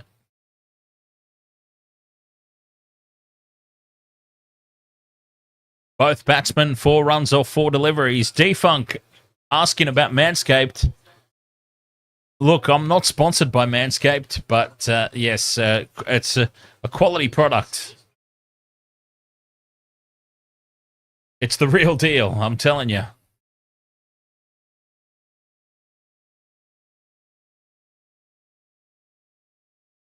We will try and do a majority of the BBL games, Nate. It's probably, honestly, it's probably unrealistic to suggest that I'll do all of them, but yes, I'll try and cover most of them.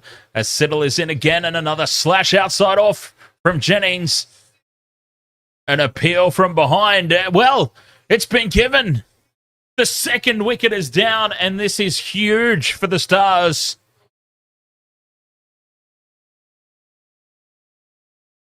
This is a big wicket. Jennings has had a slash at this outside off.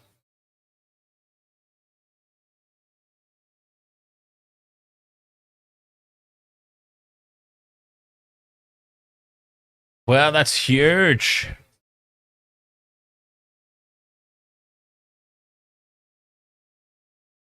Rafiq asks who's going to win. We really don't know.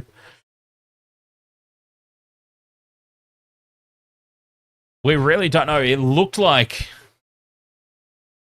the Scorchers had set themselves up to just cruise into victory here.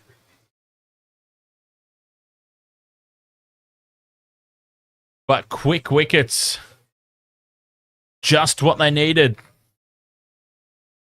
They being the Stars, quick wickets.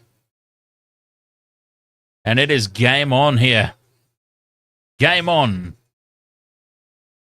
How do we get my tips? I will start posting my tips online at wastedsports.com.au. I think that's actually a very good idea. An idea that I've only just thought of, thanks to you, Rafiq, by asking that question in the chat room. I should post my tips at wastedsports.com.au, but I would also say maybe don't follow my tips, because my same game multi tonight, I've got 0 legs off of it.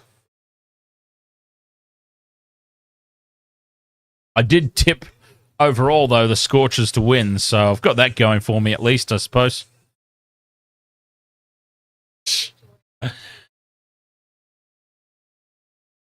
Well, this is a very intriguing start. The Stars needed to do quick wickets, and they got them. 146 was a very, very low score, but a couple of quick wickets, just what the doctor ordered for them.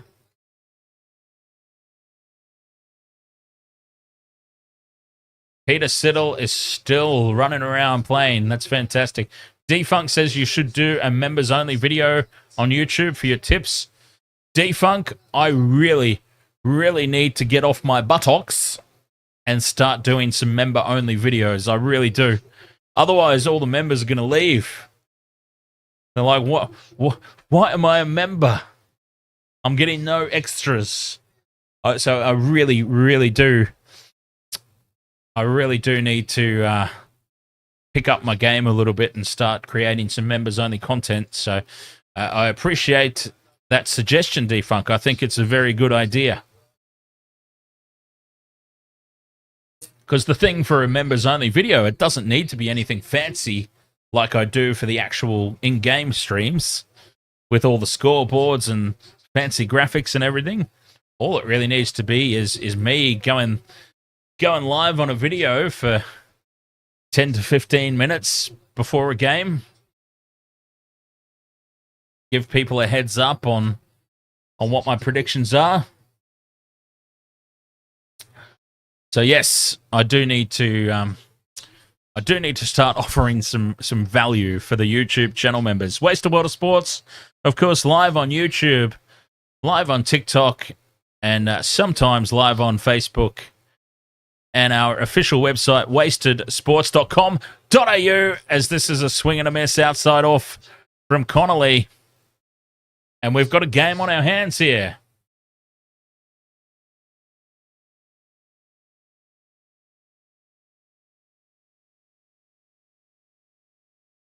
We do have a game on our hands.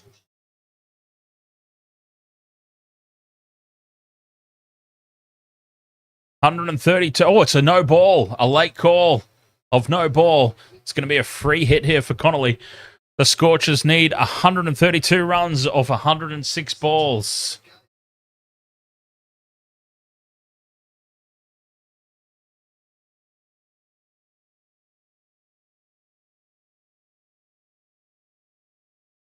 Two for 16. After 2.2 overs. A free hit. Connolly on strike. Slashes at it outside off. And he misses it completely. A dot ball. That's what you want off a free hit.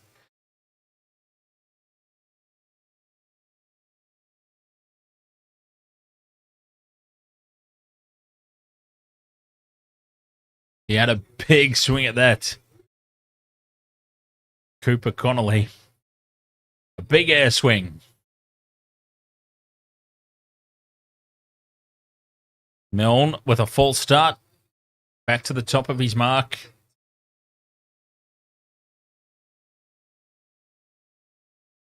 This one slashed outside off. It's going all the way. 6 runs. He got hold of that one, Connolly. Well, they are striking the boundaries with ease.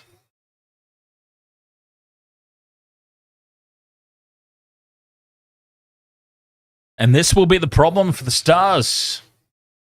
They've got those couple of quick wickets, but they just haven't given themselves enough to bowl at 83 metres for that 6.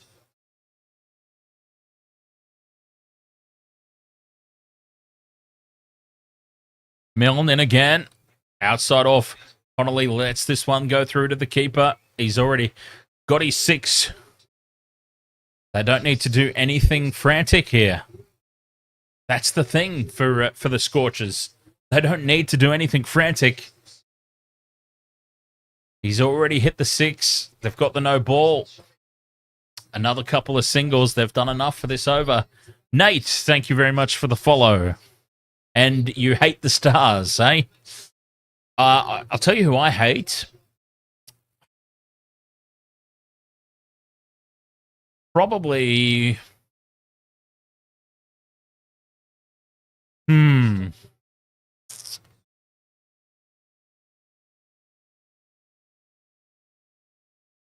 Not really anyone, I guess. I used to really hate the Sydney Sixers.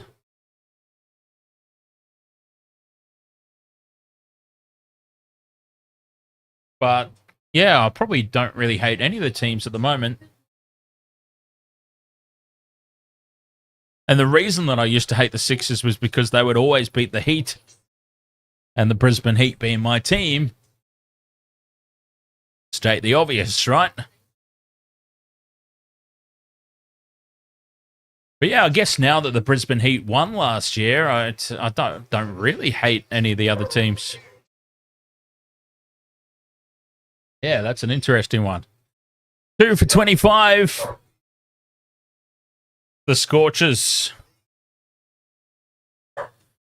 chasing down this target of 147 and making it very difficult for themselves. Tom Curran into the bowling attack.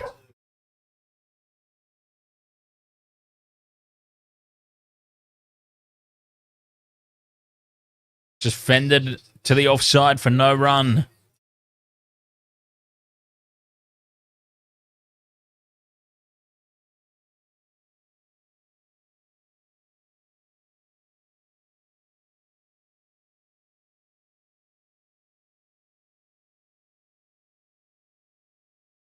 .89 is the current rate, only requiring 7.25. So it's just the wickets that are concern. Those 2 quick wickets have evened things up here. And an inside edge, a French cut past the stumps. No run.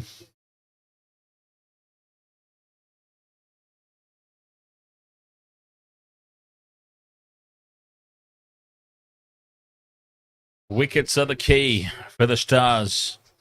If they can keep those tumbling over, they're in the hunt and we're going to get a game out of it. Current and again, slower ball. Can't get it past the field. A direct hit was needed. A direct hit would have been interesting, but they've raced through for a single.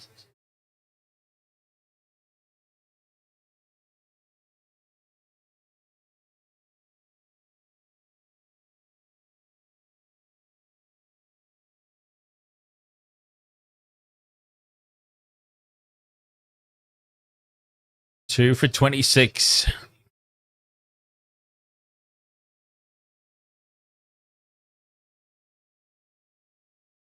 Hurst on strike.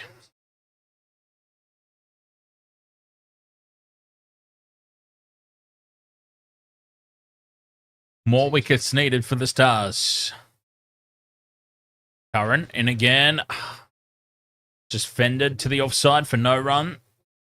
3.4 overs gone, so obviously the field still up.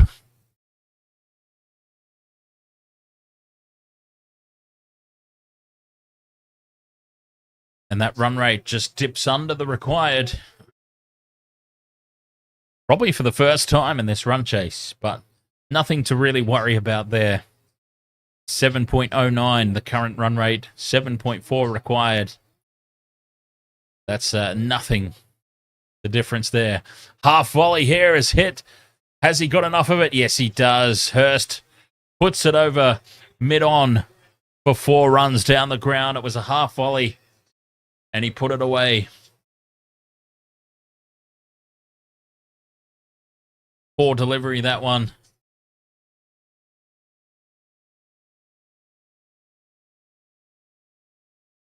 Poor Peter Siddle, making him go running. Unbelievable.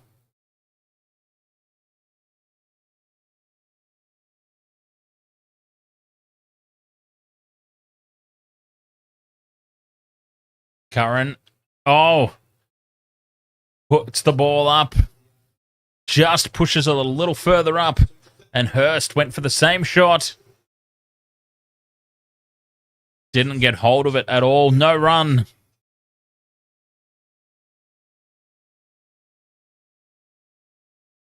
And the Scorchers, 2 for 30.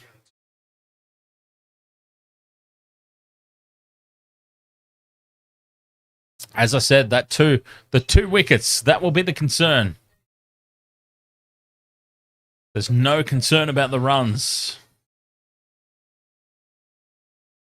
Wickets, obviously the name of the game for the Stars as Couch comes into the bowling attack.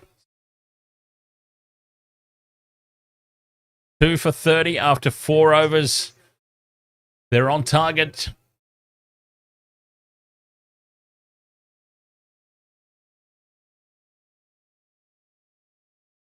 Oh, he slipped.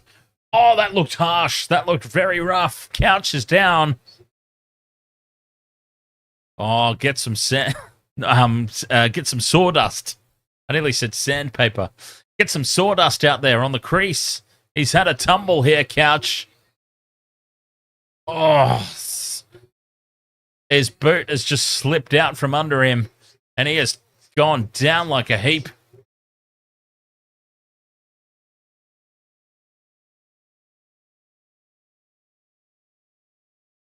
Down he goes, the big fella. So a full start. Now his first delivery. Full. And beats the bat. No run. 2 for 30 it remains. 4.1 gone. That required run rate has just gone above the current run rate again. Stoinis is wearing a yellow hat. I don't know why. What's the rest of the team wearing? Oh, he's gone for it. Connolly hooks this away for 6. Very fine down the leg side. Boundaries are easy to come by for the Scorchers. That is the difference between the two teams at the moment.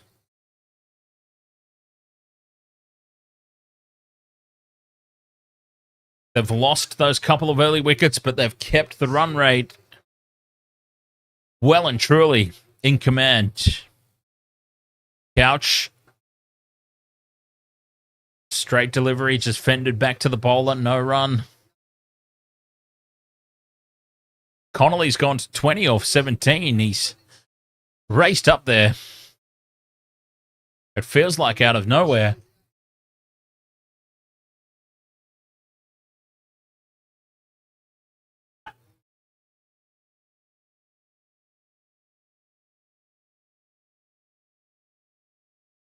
3 4s and 3 6s already. Slashed outside off. Can't beat the fielder. It will just be 1. So by comparison, the Stars were 2 for 20 at this same point. The Scorchers 2 for 37. They'll be very disappointed that they've let those 2 wickets fall. Well and truly in control of the runs. But those early wickets, that's what the Stars needed to do. Fallen on the legs, chopped and caught. Couch gets the breakthrough. Well, it was a nothing shot, really. And he's just lobbed it off the legs, straight to the fielder. Oh, they're in a world of trouble now, the Scorchers.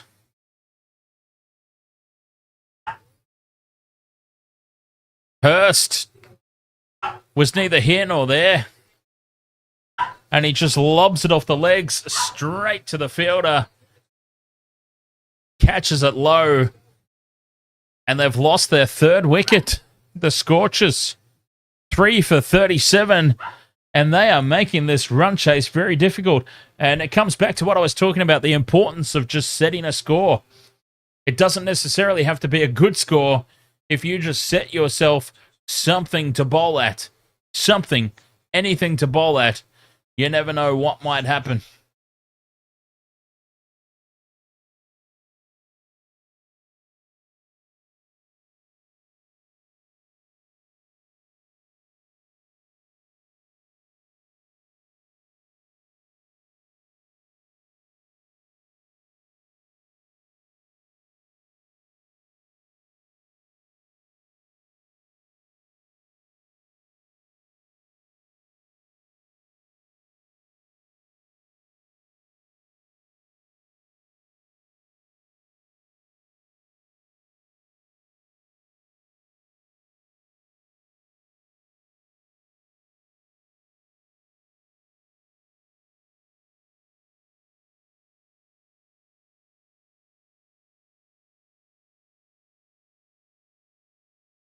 Well, here they come. If my pre-innings prediction is going to prove to be correct, this is the partnership that is going to need to do most of the damage, right? As Defunk says, it must be a bowler's pitch. Well, it's what they say about cricket, right? You can't judge a pitch until both teams have batted. And that's certainly proving to be the case at the moment as the Scorchers struggling big time.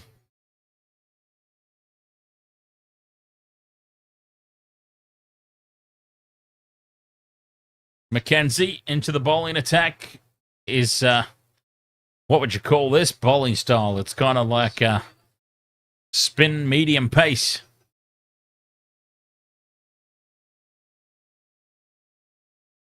Three for 38. The Scorchers making what should have been a very easy run chase extremely difficult. Turner on strike.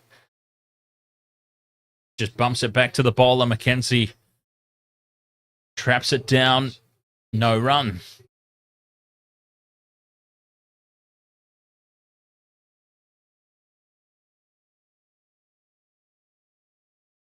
.2 overs gone.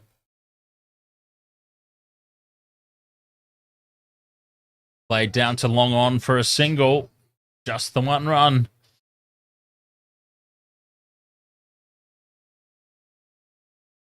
They have made this very difficult on themselves, the Scorchers.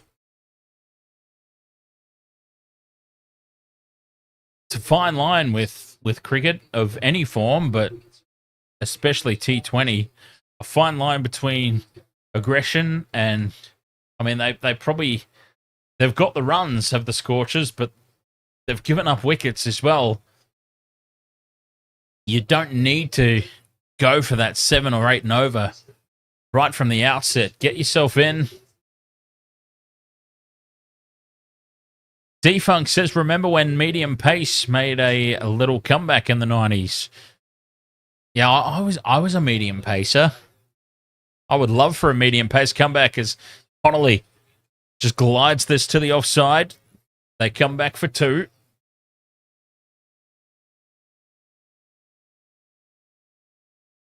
Yeah, I was a cheeky little medium pacer. I used to push the ball out. I'd hold the ball like heavy metal sign. I would hold the ball like I was given the heavy metal sign as Connolly pulls this off the pads for 4 to end the over.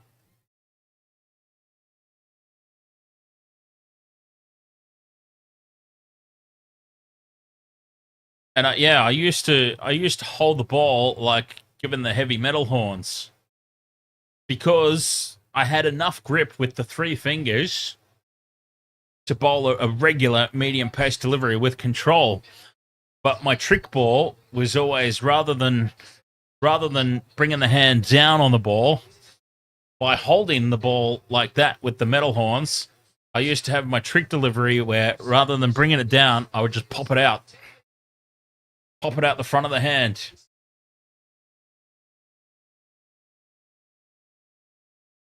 It's quite effective. I mean, I reckon if I bowled like that today, I'd go for 36 and over. But back then, the start of the 7th over, pulled away, coming back for 2 at least here. And they've come back for a second.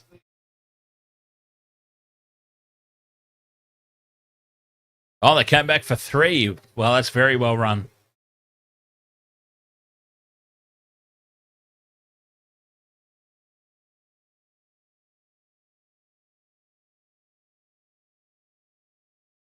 Three for 48. Connolly could be the key here to this run chase. Down leg side should be a wide, that one. Oh, it's a big wide. It's been called. No hesitation. No delay.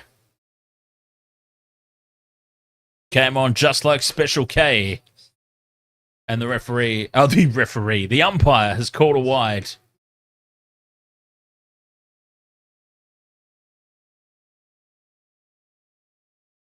Couch back on target that time. That was well bowled. Bended down for no run. Much better delivery that time. Couch gave away a 3, gave away a wide. Got himself back on target there with that 3rd delivery. Oh, Chris Harris, there's a name. Defunk, there's a name.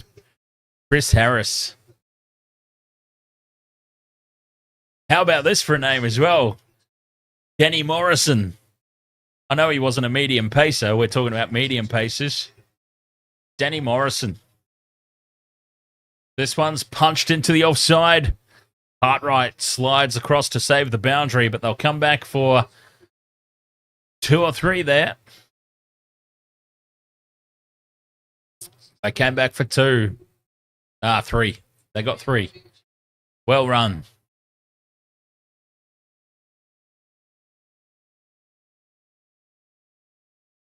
$95 runs from 81 balls. That's what's required. I mean, it should be easy pickings. But they obviously need to stop losing wickets as Turner just pops this one down to the offside for an easy single.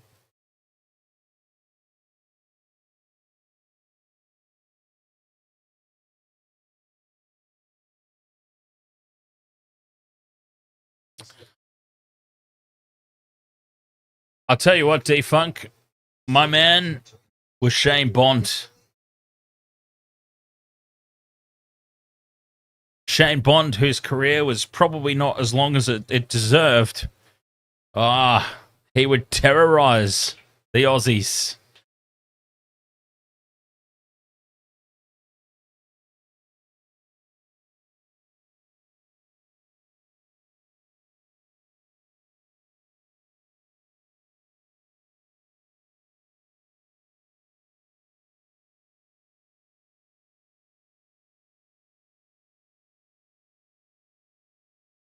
3 for 54 here, the Scorchers.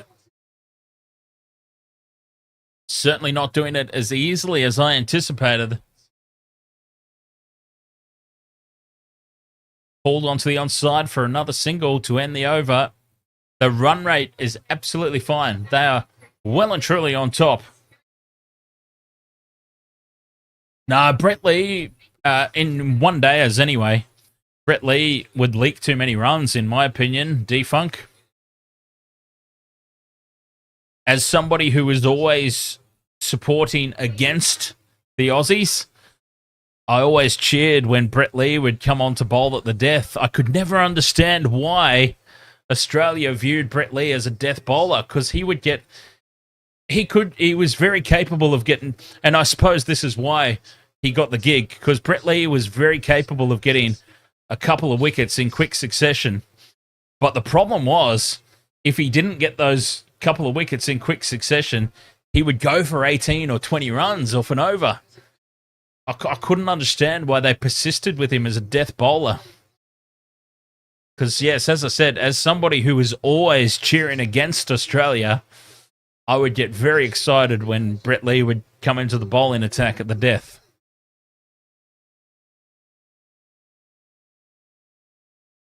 Peter Siddle in for his second over. He's bowled a wide first up, and he gets it on target this time.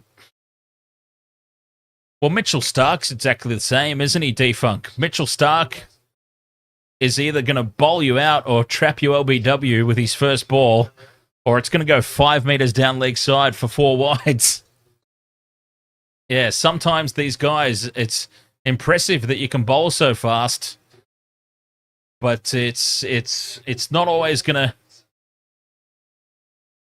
It's not always necessarily going to work out for you. Just pull back the speed a little bit, as you say, and focus on that accuracy. Connolly hooks it away. Will they come back for the second? Yes, they do. Well run there from the Scorchers.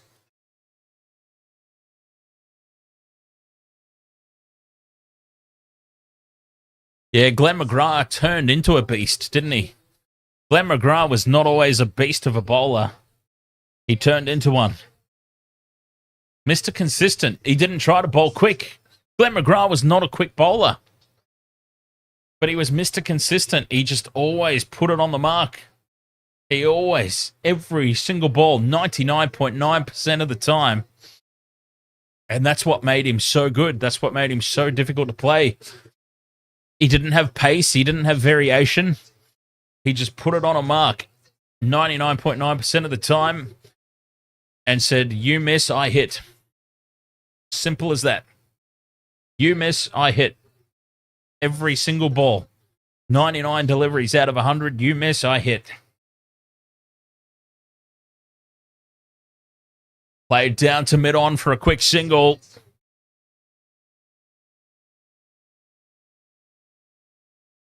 Connolly and Turner just starting to wrestle back the momentum here. Well, not that they ever lost the momentum here, the Scorchers. D-Funk says, I have a story about meeting Adam Gilchrist and Mike Hussey, if you want to hear it. Fire away, D-Funk. Feel free. The beauty of cricket, as opposed to the rugby streams, is that we do have lots of in-between time run-out chance here. It needed a direct hit. Oh, it was a risky second, but they took the field on there, the Scorchers. It was a side-on shot, one stump to hit. They took the chance. They said, if you're good enough to hit this, we deserve to be run out.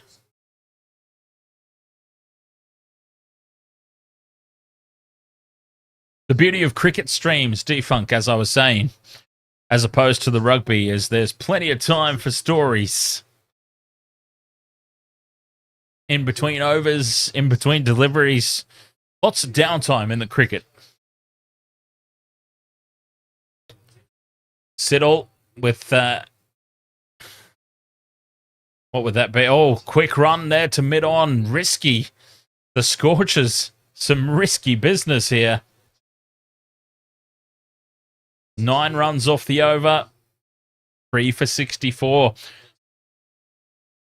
chasing it down easily in terms of the run rate. Not so easily in terms of the wickets.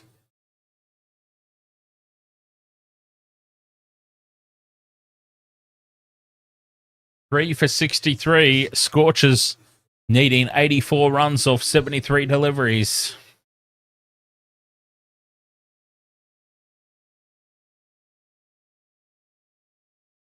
Connolly leading the way, 35 off 28. He'll be the foundation of this run chase from here on in. Turner, he's just doing his job, 9 off 9. Just popping those singles down the other end. Let Connolly do the big hitting. Mackenzie. Nice delivery first up. Connolly steps back to try and give himself room on the leg side. Ends up just having to fend it down for no run.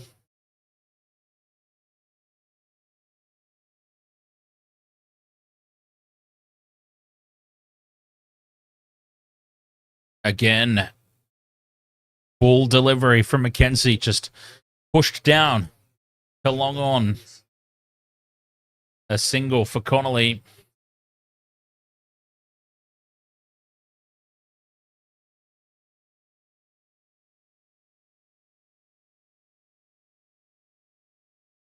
Wasted World of Sports.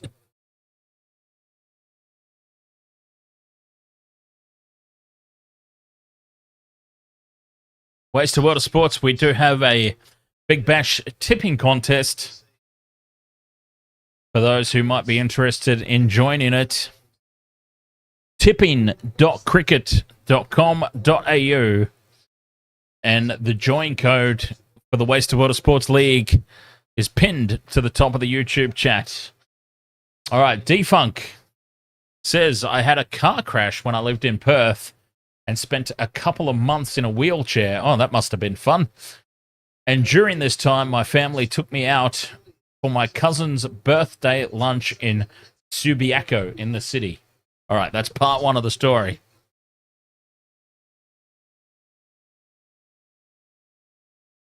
So that's part one, people. Defunk car crash, wheelchair, and he's out in Subiaco with the family. No run there as Connolly chops it down to the offside. 8.5 overs gone. Just cruising along nicely now, the Scorchers, after those early wickets. Mackenzie again. Well bowled, but well played. Connolly down to long on for a single. And that's the end of the over. 9 overs gone. 3 for 69.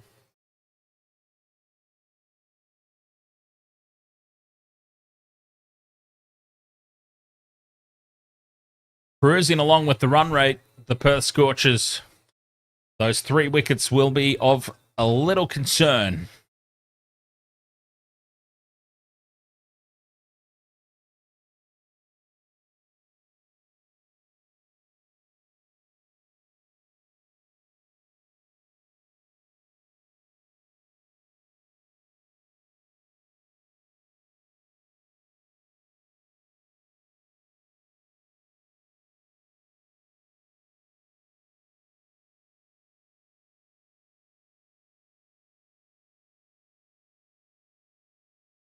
Curran back into the bowling attack.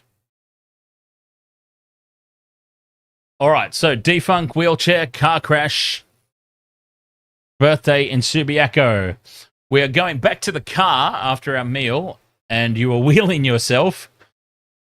We were coming up to a pedestrian crossing, and suddenly Adam Gilchrist stepped in front of you from the left-hand side, and Mike Hussey from the right, blocking your access to the crossing as they began to talk to each other. Is this a... I'm sorry, Defunk. Is this a real story? Or it sounds like some bizarre dream.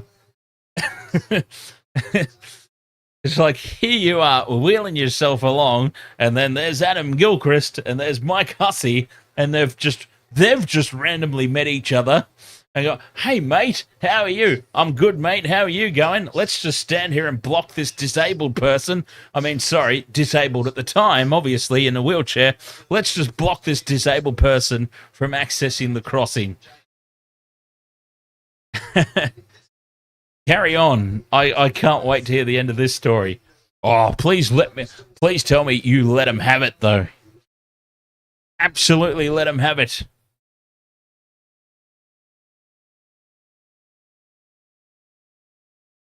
Curran in with the third delivery, beats the bat. A leg by to the offside. 77 or 64 the Scorchers need.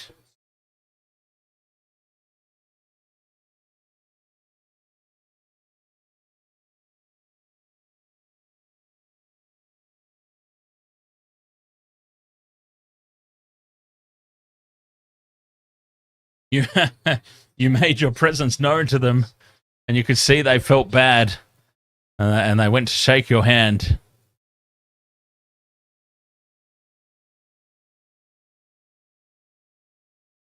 They should feel bad.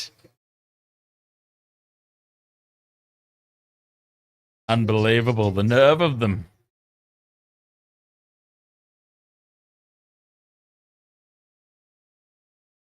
they went for the handshake, and Defunk has just kept his hands on the wheels and said, nah, just want to get past, thanks. Yeah, up them. I mean, whether they blocked you or not, bugger them. Play it to the onside, back past the bowler just for a single. I mean, Mike Hussey, anyway. I don't really have anything against Adam Gilchrist, necessarily. That is fantastic. That is such a brilliant story, Defunk. That lived up to expectations, mate.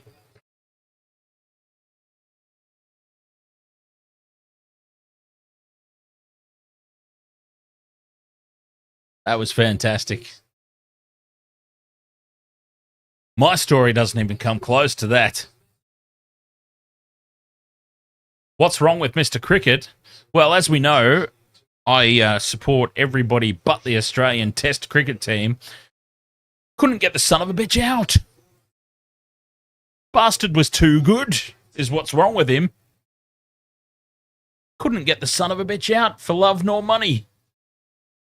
But yeah, my story is not as good as that. My story was walking through Brisbane City on my lunch break one day, and I've happened to have a glance up from my phone as I'm crossing at the lights, and I'm like, there were these two blokes that just literally stood out above the crowd. I mean, they had a presence. These big bastards, they had a presence, right? And so I'm crossing the road, and these two big giraffes just stood out above everybody. And I'm like, holy hell, what's going on here? Like, it's unusual to see two such big people side by side like this. So I caught a glimpse of it. I had to have a second look. And as I got a little bit closer, I realised it's Brett Lee and Stuart Clark. And that's where my story ends, because Australian Test cricket players, I didn't care, and I kept moving along.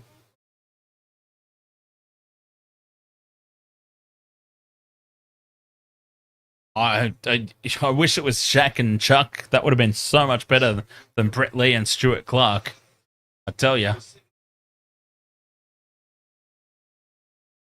Drinks break here in the run chase. The Scorchers still needing 76 from 63 deliveries.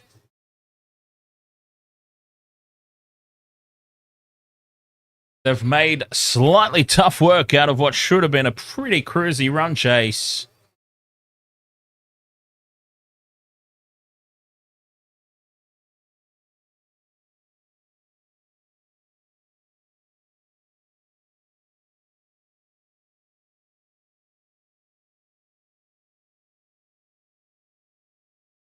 Mackenzie back into the attack.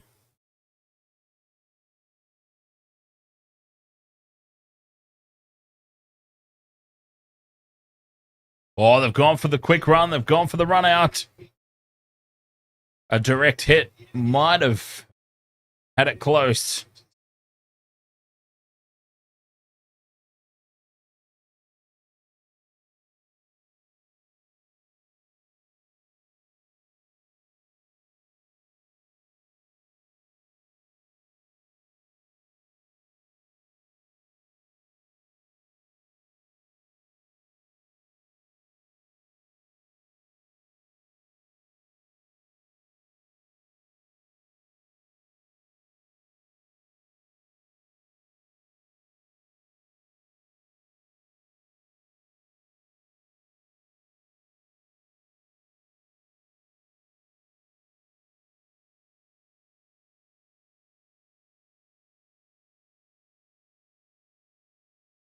Michelle used to run into Tony Carroll a lot.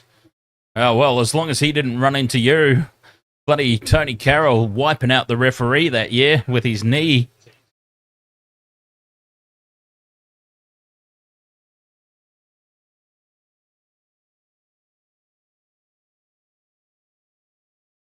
Swing and a miss there from Cece Cooper Connolly.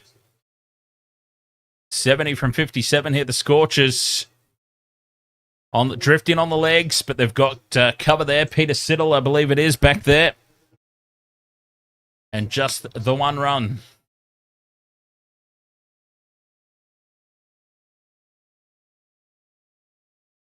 Oh, Defunk. We should definitely do... I reckon we definitely do some video game content in the off-season. How good would it be to do a stream of... Big shot here from Connolly. Has he got enough on it? Oh, holy hell, he does. It's gone about 20 rows back.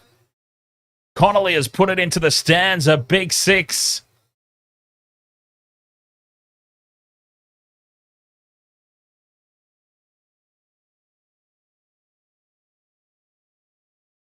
I don't know if you go back this far, Defunk, but I'm thinking more like ET's Rugby League. I'm talking some ET's Rugby League on the C64 is what I'm talking about. 12 off that over. 62 needed or 54 balls for the Scorchers. 3 for 85, I think they are. 3 for 80 something. You started at Jonah Lomu 95. What a game. Jonah Lomu rugby.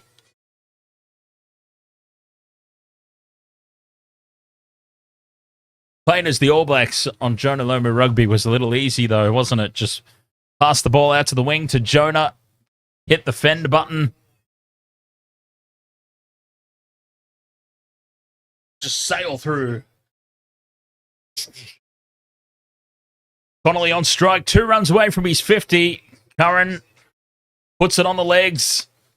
Hey, Connolly will come back for 2. He wants his 50. No, they were happy to just settle for the 1. Probably the right decision there.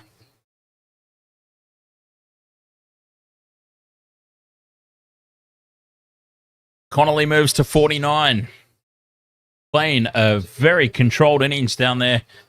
Connolly, 49 or 41. Connolly is doing what Stoinis should have before he went and got himself run out. I like Melbourne. Ahoy, mates.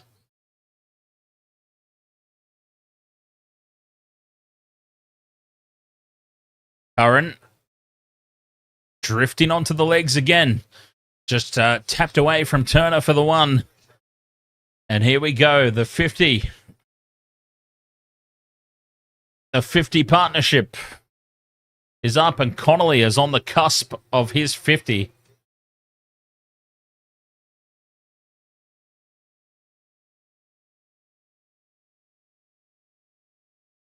Oh, Shane Warne cricket. I think that might have been 95, Defunk, yes. I feel like it might have been. There was a Shane Warne cricket. And there is the 50 for Cooper Connolly. CC brings up the half century. Very controlled innings, very well played, doing what Stoinis should have done for the Stars.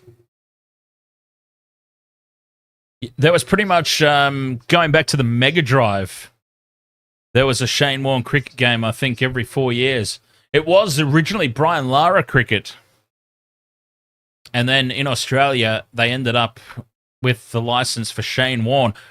Drifting down the leg side again, Connolly hooks it away. Ads says Shane Warne 99. There was definitely a 99 version on the PlayStation. PS1, Shane Warne Cricket 99 was definitely a thing. I remember it well because I played the absolute bollocks of it.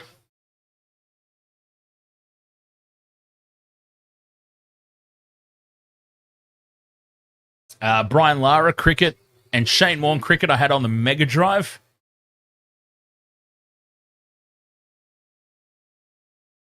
As Curran in again, short ball, pulled away just for one. Yeah, we have definitely in the off-season got to do some sports video gaming, I reckon.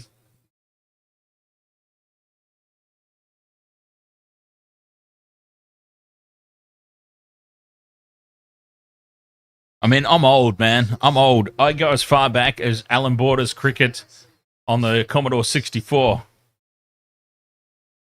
Geez, I even go back before Alan Border's cricket. Originally, it was Graham Gooch's cricket, and then they licensed it to Alan Border for the Australian release. Played to mid-off just for the single.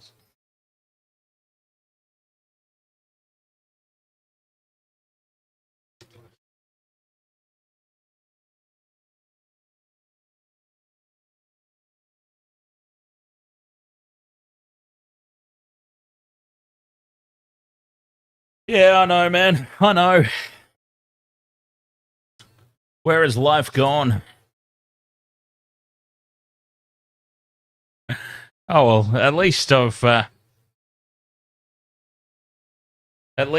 found some moderate success after all these years. No, well, the reason, Defunk, I'm talking about video gaming content a lot is because my first foray into YouTube was a gaming channel, which did all right. It peaked out at 8,000 subscribers. I would like to think that the ceiling for Waste of Water Sports is just a little bit higher, but we'll see. The channel is relatively young, right? Like, this is our third year, I think. Second or third year? Third year, maybe. This is our third year on YouTube. I'd like to think there's a pretty high ceiling here for the sports content as they come through for 2 runs there. The Scorchers, 53 from 46. They've got themselves well and truly in control of this run chase now. Cooper Connolly leading the way, and he has been very ably supported by Turner down the other end. 17 off 17. Punched away to the offside. 4 is on here. Diving effort in the outfield. Can't save the boundary. And he might have also landed on his own nuts here. He's in a world of hurt. Cartwright, Hilton Cartwright has not got up. He's hurt himself there, diving to try and save that boundary. Has failed to save it, and he has not got up again.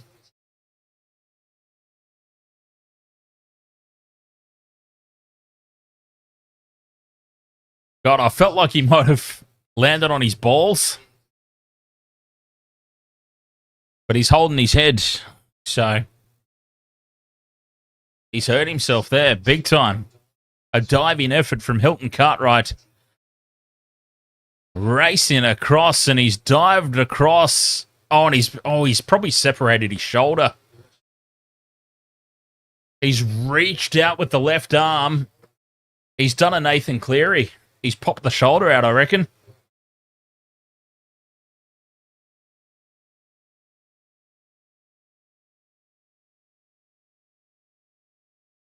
And he still gave up the boundary. Oh, God. I didn't mean to laugh. I'm not laughing at the poor guy.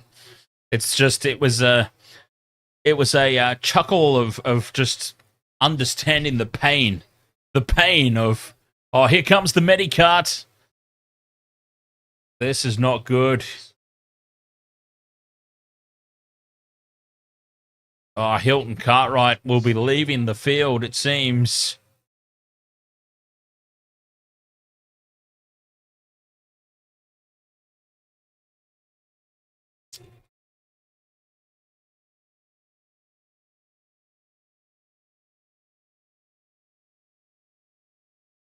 Oh, nasty.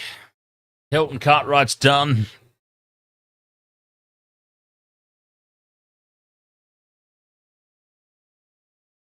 The Medicab's out there for him. Defunk says, I think you need to do some women's stuff as well. I remember you mentioned the women's state of origin earlier in the year, and not many were keen. Yeah, I wasn't, honestly, I wasn't that keen on the women's state of origin myself, to be brutally honest.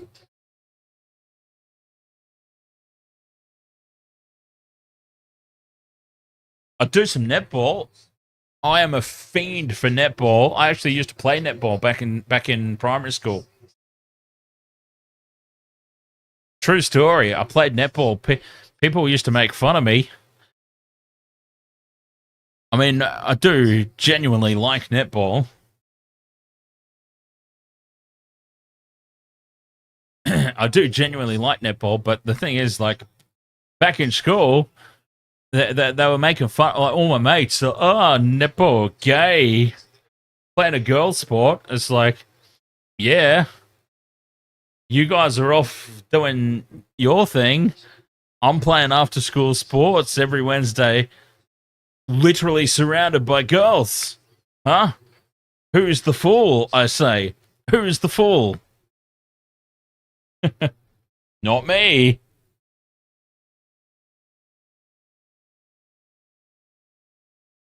Once I explained it like that, all my mates are like, oh, yeah, now that you put it that way, that's actually very smart. Of course, it didn't do me any good. I was still, I was still single for my entire school life. So it didn't do me any favors. I mean, even if there were girls that might have been interested in me, they were probably like, oh, he's playing netball with us. He must be gay. Ads says there's already too many men's games to cover. Well, herein lies the problem, Ads. Well, it's not necessarily a problem, but it is what it is. It's, yes, the NRL season in itself is way too long for me to even consider doing the women's NRL as well. Quite frankly. Who knows, though? Like, look, moving forward, maybe the channel gains enough momentum and gets big enough, and we actually have different teams for different sports. I mean, there's no rule that says it has to be me all the time.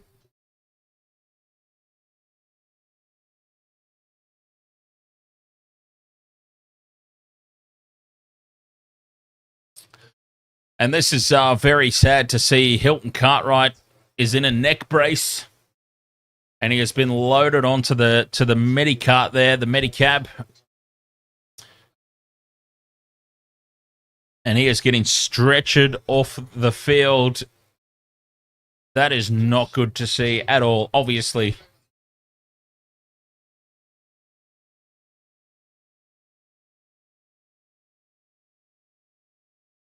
It's very unusual that you get an injury stoppage in T20 cricket.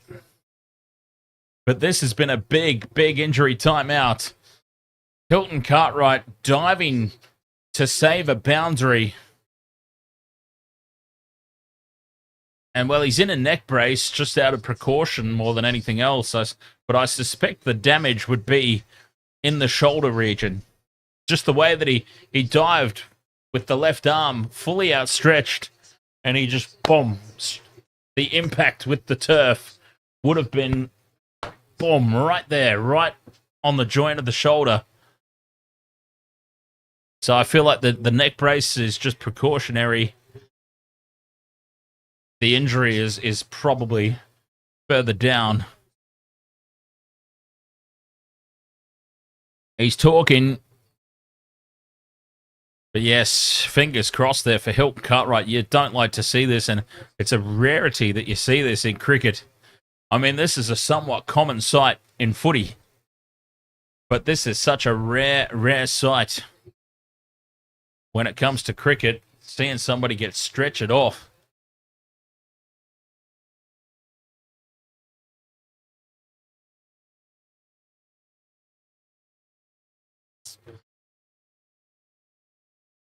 So 3 for 98. The Scorchers chasing 146.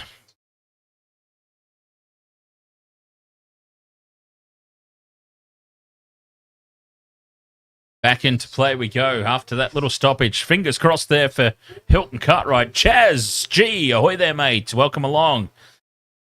Drifting onto the legs. Connolly turns it away down to fine leg. Just the single. 49 runs or 45 balls.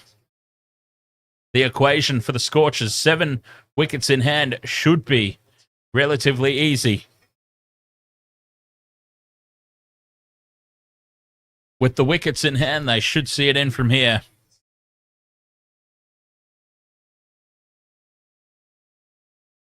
Milne in again. Short.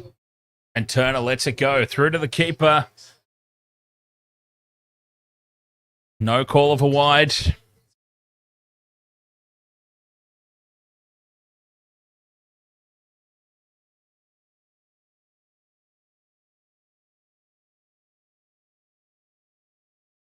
.5 overs gone. Now, remember, in the innings break, we said Scorchers 6-wicket victory, 3 to 4 overs remaining. Kind of on track for that at the moment as it's fended to the offside for a quick single. Overthrows as well now to add insult to injury. They come back for 2, the Scorchers. They bring up the 100. 13 overs gone. The 100 is up. 46 from 42. With 7 wickets in hand is the key. 46 from 42, 7 wickets in hand. They should cruise it in from here. Should. That's the key word here, right? Should. Doesn't always go to plan, though, does it? Defunct's on track, too, with his prediction, actually. He said in the innings break, can't see the Scorchers losing more than 3 wickets. We'll see. There's every likelihood that they do lose at least 1 more, but Defunct's still on as well. Oh, they're calling for the power surge. You only need to press it once, mate. You're slapping the bollocks out of it. Power surge activated. Good call from the Scorchers. You've got Connolly on 60 from 48. You've got Turner 19 from 19. 13 overs gone. They could win the game here, basically. This power surge, the game could be won or lost in this power surge. If the Stars can get some wickets,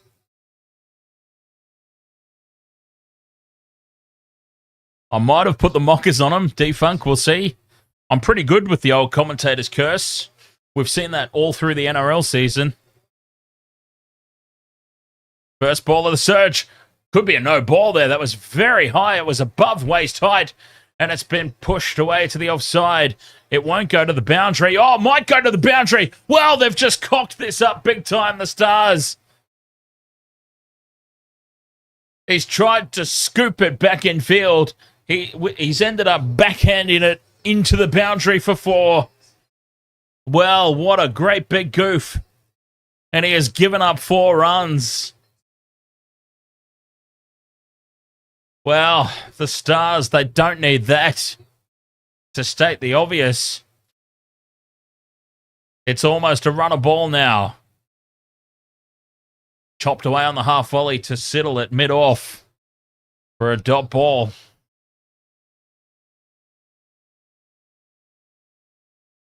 Oh, who was that in the outfield? He will not want that replayed again, but I want it replayed because I want to see who it was.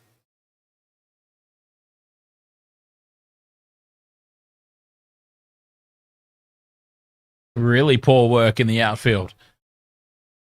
Connolly on strike. Goes for the big hit. Unnecessarily. It's going to be caught. It doesn't make it outside the circle. Unnecessary from Connolly. They had their 4. Oh, it must just be so hard. It's easy for me to stand here not playing the game and say that that was completely unnecessary, but it must just be so hard to resist the urge to go for those big hits. They'd already got their boundary. They were gifted a boundary for the over. They only need to go to run a ball. It was unnecessary to take that risk, and it's Cooper Connolly, the set batsman, the well and truly set batsman, 64 of 51, and he has thrown his wicket away. 4 down now, the Scorchers. Still needing 42 or 39. Well, this has just made things interesting once again. Batsmen in both innings have been guilty of throwing their wickets away. Unbelievable scenes.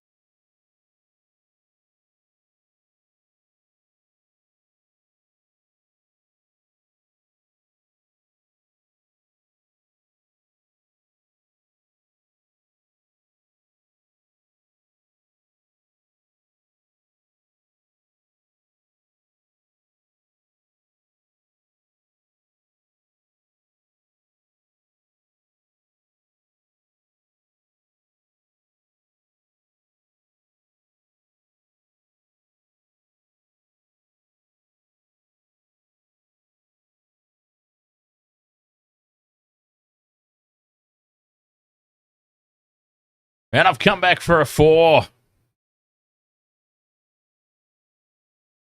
Chopped away through the slip cordon for 4.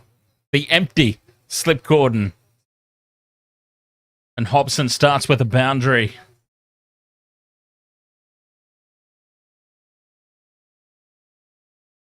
Two balls left in this over from Curran. 38 off 38. It is exactly a runner ball now. Down the leg side. But he has ended up chopping it to the offside. Interesting, but they'll take the run. He was through the shot too early and has actually ended up backhanding it from the leg side to the offside.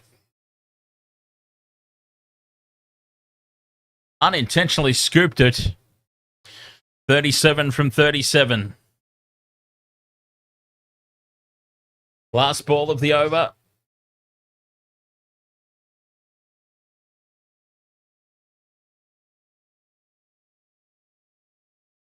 Curran. Yorker. Played away to mid-off for just the single.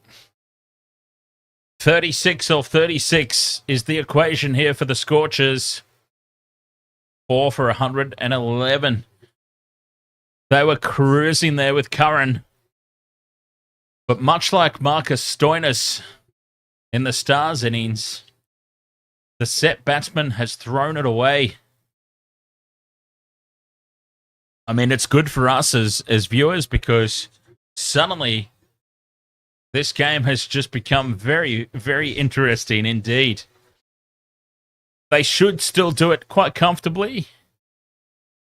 A runner ball from here with still 6 wickets in hand. It should be a somewhat comfortable chase from here for the Scorchers. Should be. but it's made things very, very interesting. These wickets are just keeping the Stars interested. Peter Siddle into the attack, and Turner gives himself room and just what do you call it? Scoops it over the keeper, and there's no fielders back there. Just scoops it over the wicket keeper for 4. Good start to the over.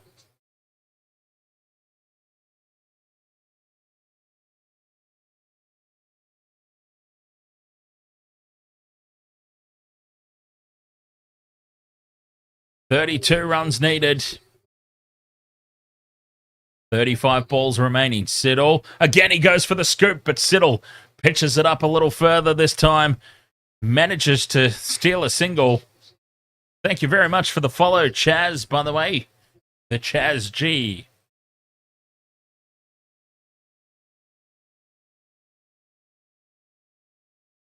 Neck injury for Hilton Cartwright. Off to the hospital. Oh, geez, it looked nasty. And that's some very sorry news there for Hilton Cartwright. That is potentially his season done. One way or the other. Certainly wouldn't want to rush him back from that. Dot ball. Well bowled there from Siddle. Defunk says Stoinis is such a terrible name. It just sounds gross. Like he should see a doctor or something. Yeah, it's like it's an STD or something. It's like, oh, yep.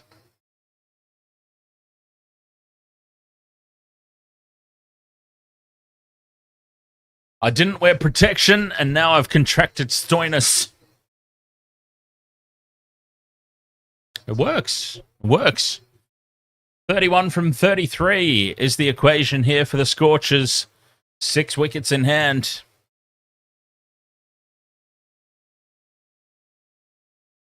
Siddle gets the outside edge, but there's no slip in place.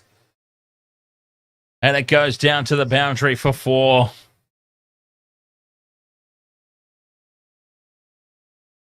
I'm looking pretty good here, D-Funk. I am looking mighty good here. My pre-innings prediction of a 6-wicket victory for the Scorchers with 3 to 4 overs remaining. Looking pretty good. 27 from 32. As Siddle, with 2 balls left, chopped away for 4. Beautifully played by Hobson. Through the gap. Another 4.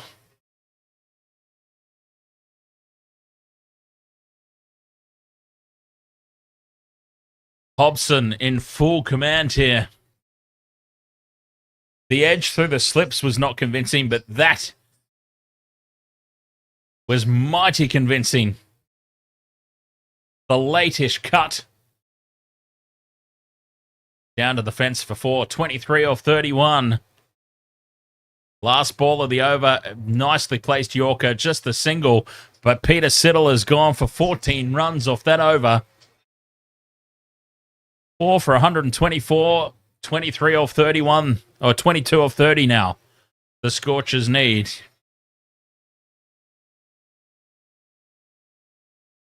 Commentators' curse be damned. They are well in control of this. And my pre-innings prediction is looking very, very good. A shame that my same-game multi was so bad.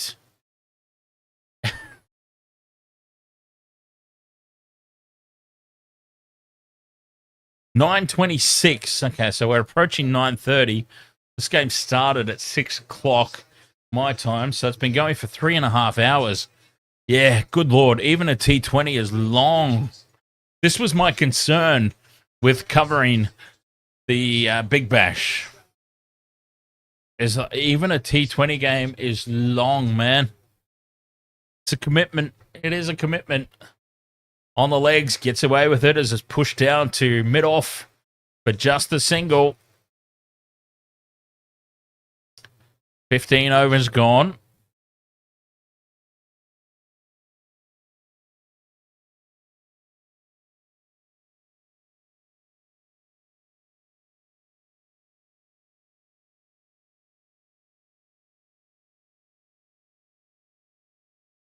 21 off 29 balls.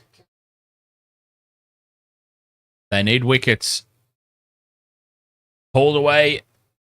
One bounce to the outfield. And just the single.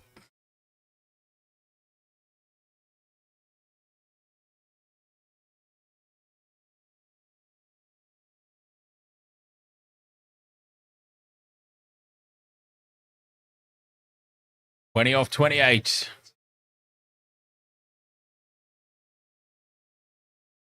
Couch halfway through his over.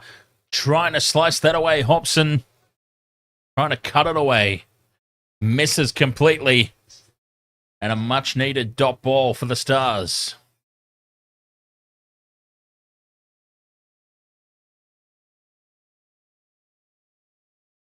No one is safe from the commentator's curse.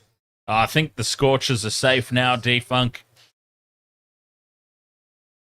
I'm very, very happy and confident to call it. Pulled away, just the single. They don't need to do anything outrageous. The Stars have to force the issue now. You felt like they were 20 or so at least runs short.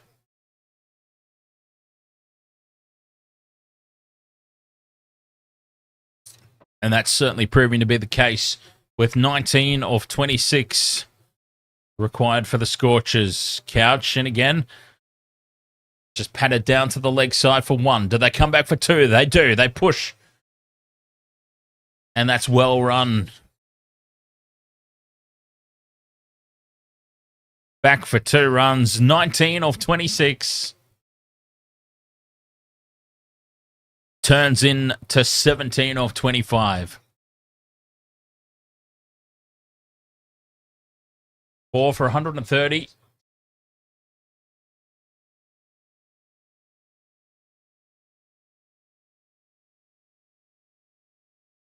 The Stars, though, they made it interesting.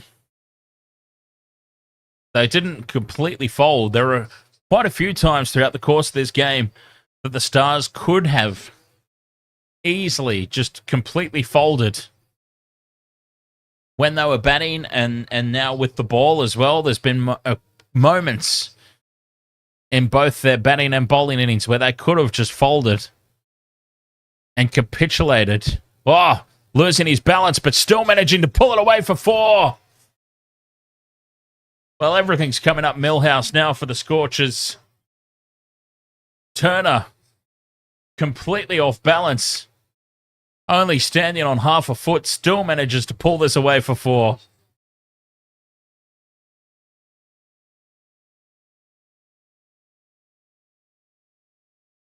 Very lucky not to fall into his own stumps. And they end another over with a boundary. Victory is in touching distance now for the Perth Scorchers. 4 for 134.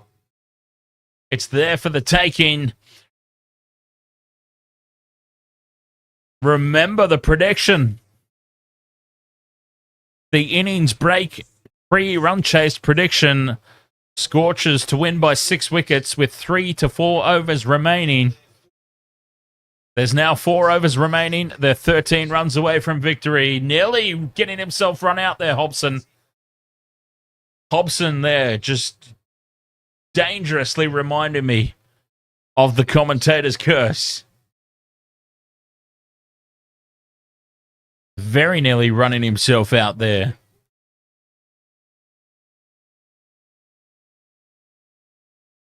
Mackenzie, and again, down to long on for a single. 12 of 22.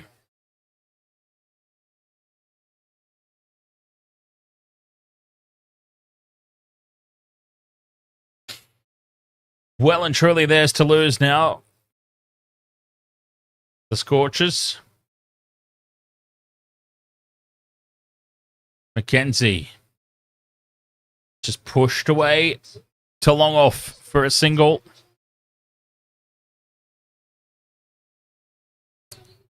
Well, do you consider this is the opening match, Defunk? Yes. Match number 1 tomorrow is the Renegades versus the Sixers, I think. Gone for the big hit. And straight down the ground. 6 hits the sight screen.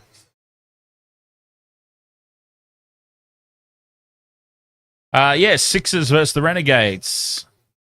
16th of December. That's tomorrow. 6 down the ground. They want to end it here. 5 from 20. Straight down the ground for 4. 1 run to win now. 1 run to win.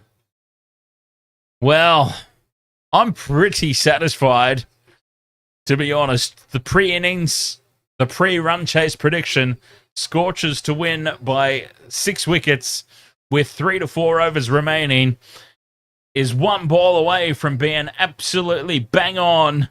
McKenzie puts it on the legs, a swing and a miss, and it'll be a dot ball.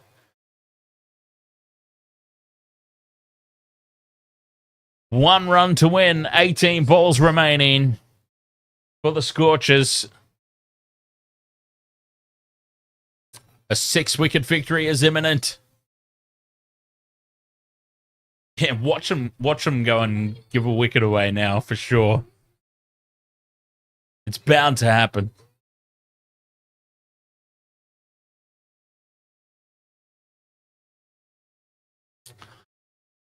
One run is all that's needed.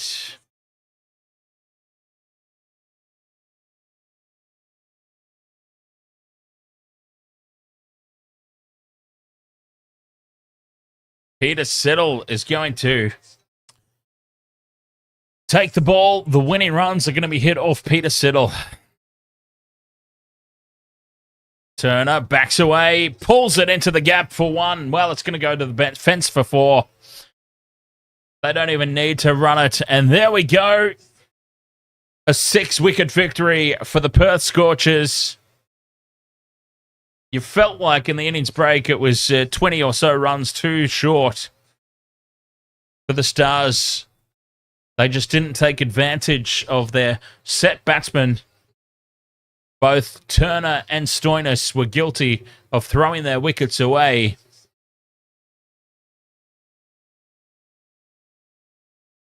And they were always ahead, the Scorchers. We can see on the worm there, the Stars in the yellow line. The Scorchers, they started ahead. They finished ahead. They were in control of that run chase from start to finish. A couple of blips on the radar there. A couple of tense moments when they lost some wickets early. But they ended up just cruising along to victory there. The worm was always ahead. And a victory for the Perth Scorchers in match 1 of the BBL 14. No ticks off the multi, which is a bit of a pain in the ass. But oh well. Happens. Sydney Sixers versus the Melbourne Renegades. Same time tomorrow. Jeez, it might not be the best of games. The Renegades are usually quite dismal, aren't they? But we'll see. We'll see how it goes.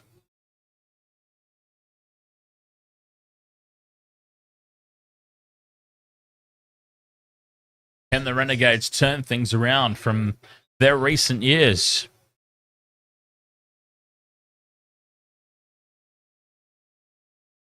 Sydney Sixers for the win, I reckon, personally. But anyway, if you agree with me or not about the Sydney Sixers winning tomorrow, Wasted Water Sports BBL tipping comp. That is the place to be. It's free to join. tipping.cricket.com.au, and the join code is pinned to the top of the YouTube chat room for our Wasted Water Sports League. So feel free to join that. do battle with the Wasted Water Sports crew in the BBL tipping. Alrighty, well, it's been a long night. Seriously, 3.5 hours for a T20 game. And it was a T20 game cut short by a few overs because of the Scorchers successfully chasing down those runs quicker than the full complement of 20 overs. And, of course, there was that injury stoppage as well. So, but yeah, it's a long, long stream. So I thank you very much for joining me and being part of it. A very solid effort. Perth Scorchers, too good. The favourites for the competition. And they have started with a victory. Well done, Scorchers. Thank you very much. A Wasted World of Sports. The Big Bash will continue tomorrow as the Sydney Sixers take on the Melbourne Renegades. Thank you very much for your company on this one. And I'll catch you tomorrow for more Big Bash action. Until then, cheers. And thank you.